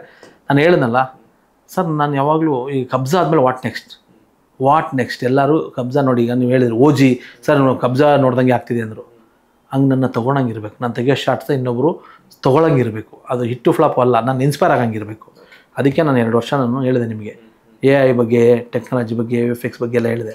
ಅದರೆಲ್ಲದರಲ್ಲೂ ಅಪ್ಗ್ರೇಡ್ ಆಗಿದ್ದೀನಿ. ಬರೋ ಸಿನಿಮಾನ ನೆಕ್ಸ್ಟ್ ನೀವು ನೋಡಿ ಹೇಳಿ. ಬಟ್ ನಾನೇನು ಅಪ್ಗ್ರೇಡ್ ಆಗಬೇಕು, ಇನ್ನೊಂದು 10-15 ವರ್ಷ ನಿಮ್ಮ ಜೊತೆ ಇರಬೇಕು ಅಂತ ನಾನು ಕಷ್ಟಪಡ್ತಾಯಿದ್ದೀನಿ. ಇನ್ನೂ 10-15 ವರ್ಷ ನಿಮ್ಮ ಜೊತೆ ಇರಲೇಬೇಕು ಅಂತೇಳಿ ನೀವು ಕಷ್ಟ ಅಲ್ಲ, ನಾನೇ ಕಷ್ಟಪಟ್ಟು ಕೆಲಸ ಟೆಕ್ನಿಕಲಿ ಕಲ್ತಿದ್ದೀನಿ. ನಾನು ಆದಷ್ಟು ಬೇಗನೆ ನಾನು ಟೀಸರ್ ಬಿಡ್ತೀನಿ, ಸುಮ್ಮನೆ ಮಾತಾಡಲ್ಲ, ಅದನ್ನು ವರ್ಕ್ ಮಾಡಿದ್ದೀನಿ, ಟೀಸರ್ ಬಿಡ್ತೀನಿ. ಯಾರಿಗೆ ಸರ್ ಸಿನಿಮಾ ನೆಕ್ಸ್ಟು? ಅದು ಕೂಡ ಭಾಳ ಕುತೂಹಲ ಇದೆ. ಎಕ್ಸ್ಕ್ಲೂಸಿವ್ ಕಂಟೆಂಟ್ ಮೋಸ್ಟ್ಲಿ ನೀವು ಹೇಳಿದ್ರೆ ಎಲ್ಲ ರೆಡಿ ಆಗಿ, ಯಾರಿಗೆ ಅಂದರೆ ಇಲ್ಲ ಎಲ್ಲ ರೆಡಿ ಆಗಿದೆ. ಡೆಫಿನೆಟ್ಲಿ ಒಂದು ಗ್ಲೋಬಲ್ ಕಂಟೆಂಟ್. ಎಲ್ಲ ಪ್ಯಾನ್ ಇಂಡಿಯಾ ಅಂತಿದ್ರಲ್ಲ, ಒಂದು ಗ್ಲೋಬಲ್ ಕಂಟೆಂಟ್. ಕನ್ನಡದ ಹೀರೋನೇ ಇರ್ತಾರ? ಕನ್ನಡ ಸಿನಿಮಾನೇ ಗ್ಲೋಬಲ್ ಕಂಟೆಂಟ್. ಓಕೆ, ಹೇಳ್ತೀನಿ. ಕನ್ನಡದ ಹೀರೋನೇ ಸರಿ ಹೇಳ್ತೀನಿ. ನನ್ನನ್ನು ಆಹಾರ ಮಾಡಿಬಿಡಿ ಎಲ್ಲರಿಗೂ. ಒಂದು ಒಳ್ಳೆ ಸಿನಿಮಾ ಮಾಡ್ತೀನಿ. ಈಗ ಫಾದರ್ ಕೊಡ್ತೀನಿ, ಚಂದ್ರು ಬತ್ತಳಿಕೆಯಿಂದ ಒಂದು ಬೇರೆ ಒಳ್ಳೆ ಡೈರೆಕ್ಟರ್, ಹೊಸ ಡೈರೆಕ್ಟ್ರು ಒಂದು ಫಾದರ್ ಕೊಡ್ತೀನಿ. ಇನ್ವೆಸ್ಟ್ ಮಾಡಿದ್ದೀನಿ ಅಷ್ಟೇ, ಅದು ನಂದಲ್ಲ, ಅವ್ರದ್ದು ಸಂಪೂರ್ಣ. ನಾನು ಕತೆ ಹೇಳೋದು ಇಷ್ಟ ಆಯಿತು ಮಾಡಪ್ಪ ಅಂತ ಕೊಟ್ಟಿದ್ದೀನಿ. ಚೆನ್ನಾಗಿ ಮಾಡಿದ್ದಾರೆ. ಪ್ರಕಾಶ್ ರಾಜ್ ಸರ್, ಡಾರ್ಲಿಂಗ್ ಕೃಷ್ಣ ಅವ್ರದ್ದು. ನನ್ನ ಡೈರೆಕ್ಷನ್ಗೆ ನನಗೆ ಟೈಮ್ ಬೇಕಿತ್ತು, 2 ವರ್ಷ. ಯಾಕಂತಂದರೆ ಟೆಕ್ನಿಕಲಿ ಬೇರೆ ಥರ ಮಾಡೋ ಸಿನಿಮಾ ಅದು. ಅದನ್ನು ನಾನು ಅಪ್ಗ್ರೇಡ್ ಆಗೋದಿತ್ತು. ಯಾಕಂತಂದರೆ ನೆಕ್ಸ್ಟ್ ಇನ್ನೊಂದು 10 ವರ್ಷ ಇವ್ರ ಜೊತೆ ಇರಬೇಕು ಅಂತ ಹೇಳಿದ್ನಲ್ಲ, ಅದಕ್ಕೆ ನಾನೇ ಒಂದಷ್ಟು ಕಲಿಕೆ ಇತ್ತು. ಮೇ ಬಿ ಏನು ಹೇಳಿದ್ರೆ ತಪ್ಪಾಗುತ್ತೆ, ಅದು ಮಾಡಿ ತೋರಿಸ್ತೀನಿ. ಅದ್ರ ಜೊತೆಗೆ ಇನ್ನೊಂದೆರಡು ಉದ್ಯಮಗಳು ಅಂತ ರಿಯಲ್ ಎಸ್ಟೇಟ್ ಕಡೆಗೂ ಬಂದಿದ್ರಿ. ನಂದು ಫಸ್ಟ್ ಉದ್ಯಮ ನಾನೇ ರೈತ ಹಾಗೂ ಕೂಡ ಸಕ್ಸಸ್ಫುಲ್ ಆಗಿದ್ರಿ. 3 ಉದ್ಯಮ ಅಂದರೆ ನಾನು ಸರ್ ರೈತ ಸರ್. ಫಸ್ಟ್ ನನ್ನ DNA ಎಲ್ಲ ರೈತ ಸರ್. ನನ್ನ ಫಾರ್ಮರ್ ಫ್ಯಾಮಿಲಿ, ನಂದು ಅಗ್ರಿಕಲ್ಚರ್ ಇದೆ, ನನ್ನ ತೋಟ ಇದೆ. ನನ್ನ ತೋಟ ಫಸ್ಟು ನನಗೆ. ಅದನ್ನು ನಾನು ಇವತ್ತು ನನ್ನ ಫ್ಯಾಮಿಲಿಗೆಲ್ಲ ಹೇಳ್ತೀನಿ. ನಾನು ಇವತ್ತು ಸಿನಿಮಾ ಇಂಡಸ್ಟ್ರಿಯಿಂದ ನಾನು ನೀಟ್ ನಡೆದು ಆಚೆ ಹೋದರೆ, ಈ ಉದ್ಯಮ ಬಿಟ್ಟು ನಾನು ತುಂಬ ಎಂಜಾಯ್ ಮಾಡಿಕೊಂಡು ಒಬ್ಬ ಫಾರ್ಮರ್ ಆಗಿ ಖುಷಿಯಾಗಿ ನಾನು ಅಲ್ಲಿದೆ. ನನ್ನ DNA ಟೆನ್ಷನ್ನು ಇಲ್ಲದೆ, ಅಲ್ಲ ಟೆನ್ಷನಲ್ಲಿ ಕೆಲಸ ಮಾಡ್ತೀನಿ. ಅಲ್ಲಿಂದ ಕೆಲಸ ಮಾಡಿ ಬೆಳಿತೀನಿ. ಅಲ್ಲಿ ನಂಬರ್ 1 ಆಗ್ತೀನಿ. ಅಲ್ಲಿ ನೀವು ಇಂಟ್ರೂ ಮಾಡೋಂಥ ಮಟ್ಟಕ್ಕೆ ಬೆಳಿತೀನಿ ನಾನು. ನಂದು ತುಂಬ ದೊಡ್ಡ ಮಟ್ಟದಲ್ಲಿ ಅಗ್ರಿಕಲ್ಚರ್ ಇದೆ. ಅಲ್ಲಿ ಕ್ರಿಟಿಕ್ಸ್ ಎಲ್ಲ ಇರಲ್ಲ, ಅಲ್ಲಿ ಆರಾಮಾಗಿ ಜೀವನ ಮಾಡ್ಬೋದು. ರೈತ ಅಂತಂದ್ರೆ ಎಲ್ಲೋದ್ರೂ ಕೂಡ ಒಂದು ಬೇಷ್ ಅಂತ ಅಂತಾರೆ ಬಿಟ್ರೆ ಕ್ರಿಟಿಕ್ಸ್ ಎಲ್ಲ ಇರಲ್ಲ, ನೆಮ್ಮದಿ ಇರುತ್ತೆ ಜಾಸ್ತಿ. ಇಲ್ಲ, ಅಲ್ಲಿಗೂ ನೀವು ಲಗ್ಗೆ ಇಡಬಹುದು, ಗೊತ್ತಿಲ್ಲ. ಇಲ್ಲ ಸರ್, ರೈತರು ಯಾವತ್ತು ನಮ್ಮ ದೇಶದ ಬೆನ್ನೆಲುಬು. ಅಲ್ಲಿಗೆಲ್ಲ ಆದ್ರೆ ಅವರ ಕಾಲಿಳಿಯುವಷ್ಟು. ಸುಮ್ಮನೆ ಹೇಳಿದೆ, ಯಾಕೆಲ್ಲ ನೀವು ನಾವು ಎಲ್ಲ ಇದ್ರೇನೆ ಇಲ್ಲಿ ಅಲ್ವಾ. ಪತ್ರಿಕಾ ಮಾಧ್ಯಮ ಇದೆಯಲ್ಲ, ಅದು ಕೂಡ ನಮ್ಮ ಒಂದು ಅಂಗ, ಮೂಲಭೂತ ಅಂಗ ಅಲ್ವಾ. ಸುಮ್ಮನೆ ಹೇಳಿದೆ, ನೀವುಗಳೇ ನಮ್ಮಗಳನ್ನ ಬೆಳೆಸೋರು, ಸುಮ್ಮನೆ ಹೇಳಿದೆ. ಒಂದು ನಂದು ಅಗ್ರಿಕಲ್ಚರು, ಎರಡನೇದು ನಂದು ಸಿನಿಮಾ, ಮೂರನೇದು ಈಗ ನನಗೆ ನೀವು ಹೇಳಿದ್ರಲ್ಲ ಕಬ್ಜಾ ಟು ಇನ್ವೆಸ್ಟ್ಮೆಂಟನ್ನು ಒಂದು ಲೇಔಟ್ ಮೇಲೆ ಇನ್ವೆಸ್ಟ್ಮೆಂಟ್ ಮಾಡಿದ್ದೀನಿ. ಯಾಕೆಂದರೆ ನಮ್ಮ ಸ್ನೇಹಿತರಿಗೆಲ್ಲ ಹೇಳಿದ್ರು ಬಾರ ಒಂದು ಹೊಸ ಅಂತೇಳಿ ಅದೊಂದು ಬೇರೆ ಒಂದು ಸೆಕ್ಟರ್ ಮಾಡಿದ್ದೀನಿ. ಹೋಗ್ಲಿಕ್ಕೆ ಅಲ್ಲಿ ಬಂದಿದ್ದನ್ನು ಅಟ್ಲೀಸ್ಟ್ ನಮ್ಮ ಪ್ರೇಕ್ಷಕರಿಗೋಸ್ಕರ ಬೇಕಲ್ವ ಸರ್. ಇಲ್ಲೇನಾದ್ರು ಹೆಚ್ಚು ಕಡಿಮೆ ಆದರೂ ಕೂಡ ಅಲ್ಲಿಂದ ತೊಗೊಂಬಂದು ಮತ್ತು ಸಿನಿಮಾಗಳು ಮಾಡಬೇಕಲ್ಲ, ಇಲ್ಲೇ ಇರಬೇಕಲ್ವ. ಸೊ ಹಂಗಾಗಿ ನನ್ನೊಂದು ಲೇಔಟ್ ನಡೀತಾ ಇದೆ, ಅದು ಒಂದು ಸೆಲೆಬ್ರಿಟಿ ಲೇಔಟ್ ಅಂತ ಒಂದು ತುಂಬ ಚೆನ್ನಾಗಿ ಮಾಡ್ತಾಯಿದ್ದೀನಿ, ತುಂಬ ಚೆನ್ನಾಗಿ ಮಾಡ್ತಾಯಿದ್ದೀನಿ ಅದನ್ನು. ಸೂಪರ್ ಸರ್, ಸಾಕಷ್ಟು ವಿಚಾರಗಳನ್ನು ಹಂಚ್ಕೊಂಡ್ರಿ. ಕೊನೆಯದಾಗಿ ನನ್ನ ಆಡಿಯನ್ಸ್ನ ಜೊತೆಗೆ ನಿಮ್ಮ ಅಭಿಮಾನಿಗಳಿಗೆ ಏನಾದರೂ ನನ್ನ ಚಾನಲ್ನ ಮೂಲಕ ಹೇಳೋದಿದ್ರೆ ಏನು ಹೇಳೋಕ್ಕೆ ಇಷ್ಟಪಡ್ತೀರಿ? ಎಲ್ಲರಿಗೂ ನಮಸ್ಕಾರ. ಮಂಜು ಅವರೇ, ತುಂಬ ಇಷ್ಟ ಆಯಿತು ನಿಮ್ಮ ಇಂಟರ್ವ್ಯೂ. ಇದ್ದಂಗೆ ಮುಕ್ತವಾಗಿ ಮಾತಾಡಿದ್ದೀರಿ. ನೀವು ಮಾತಾಡಿದಾಗಲೇ ನಾವು ಮಾತಾಡೋಕ್ಕೆ ಸಾಧ್ಯ. ಖುಷಿಯಾಗಿ ಅಷ್ಟು ಹಂಚ್ಕೊಂಡಿದ್ದೀನಿ. ತಾಜ್ ಮಹಲ್ ಚಂದ್ರು ಮಾಡಿದ್ರಿ, ಪ್ರೇಮ್ ಕಹಾನಿ ಚಂದ್ರು ಮಾಡಿದ್ರಿ, ಚಾರ್ಮಿನಾರ್ ಚಂದ್ರು ಮಾಡಿದ್ರಿ, ಮೈಲಾರಿ ಚಂದ್ರು ಮಾಡಿದ್ರಿ, ಐ ಲವ್ ಯು ಚಂದ್ರು ಮಾಡಿದ್ರಿ. ಎಲ್ಲ ಮಾಡಿದಾಗ ನನ್ನ ಪಕ್ಕದಲ್ಲಿ ಒಂದೇ ಸಿಟ್ಕೊಂಬಂದ್ರಿ. ಅದೆಲ್ಲ ನೀವು ಕೊಟ್ಟಂತಹ ವರ, ನೀವು ಕೊಟ್ಟಂತಹ ಭಿಕ್ಷೆ ಎಲ್ಲವೂ ನಿಮ್ಮಿಂದ. ನಾನು ರೈತನ ಮಗ ಅಷ್ಟೇ. ಕಬ್ಜಾ ಮಾಡಿದಾಗ ಖಂಡಿತವಾಗ್ಲೂ ಅದು ನಿಮ್ಗೆ ಇಷ್ಟ ಆಗಿದೆ. ಆಗಿಲ್ಲ ಅಂತಂದರೆ ಖಂಡಿತ ಇನ್ನೊಂದು ಒಳ್ಳೆಯ ಸಿನಿಮಾ ಮಾಡ್ತೀನಿ.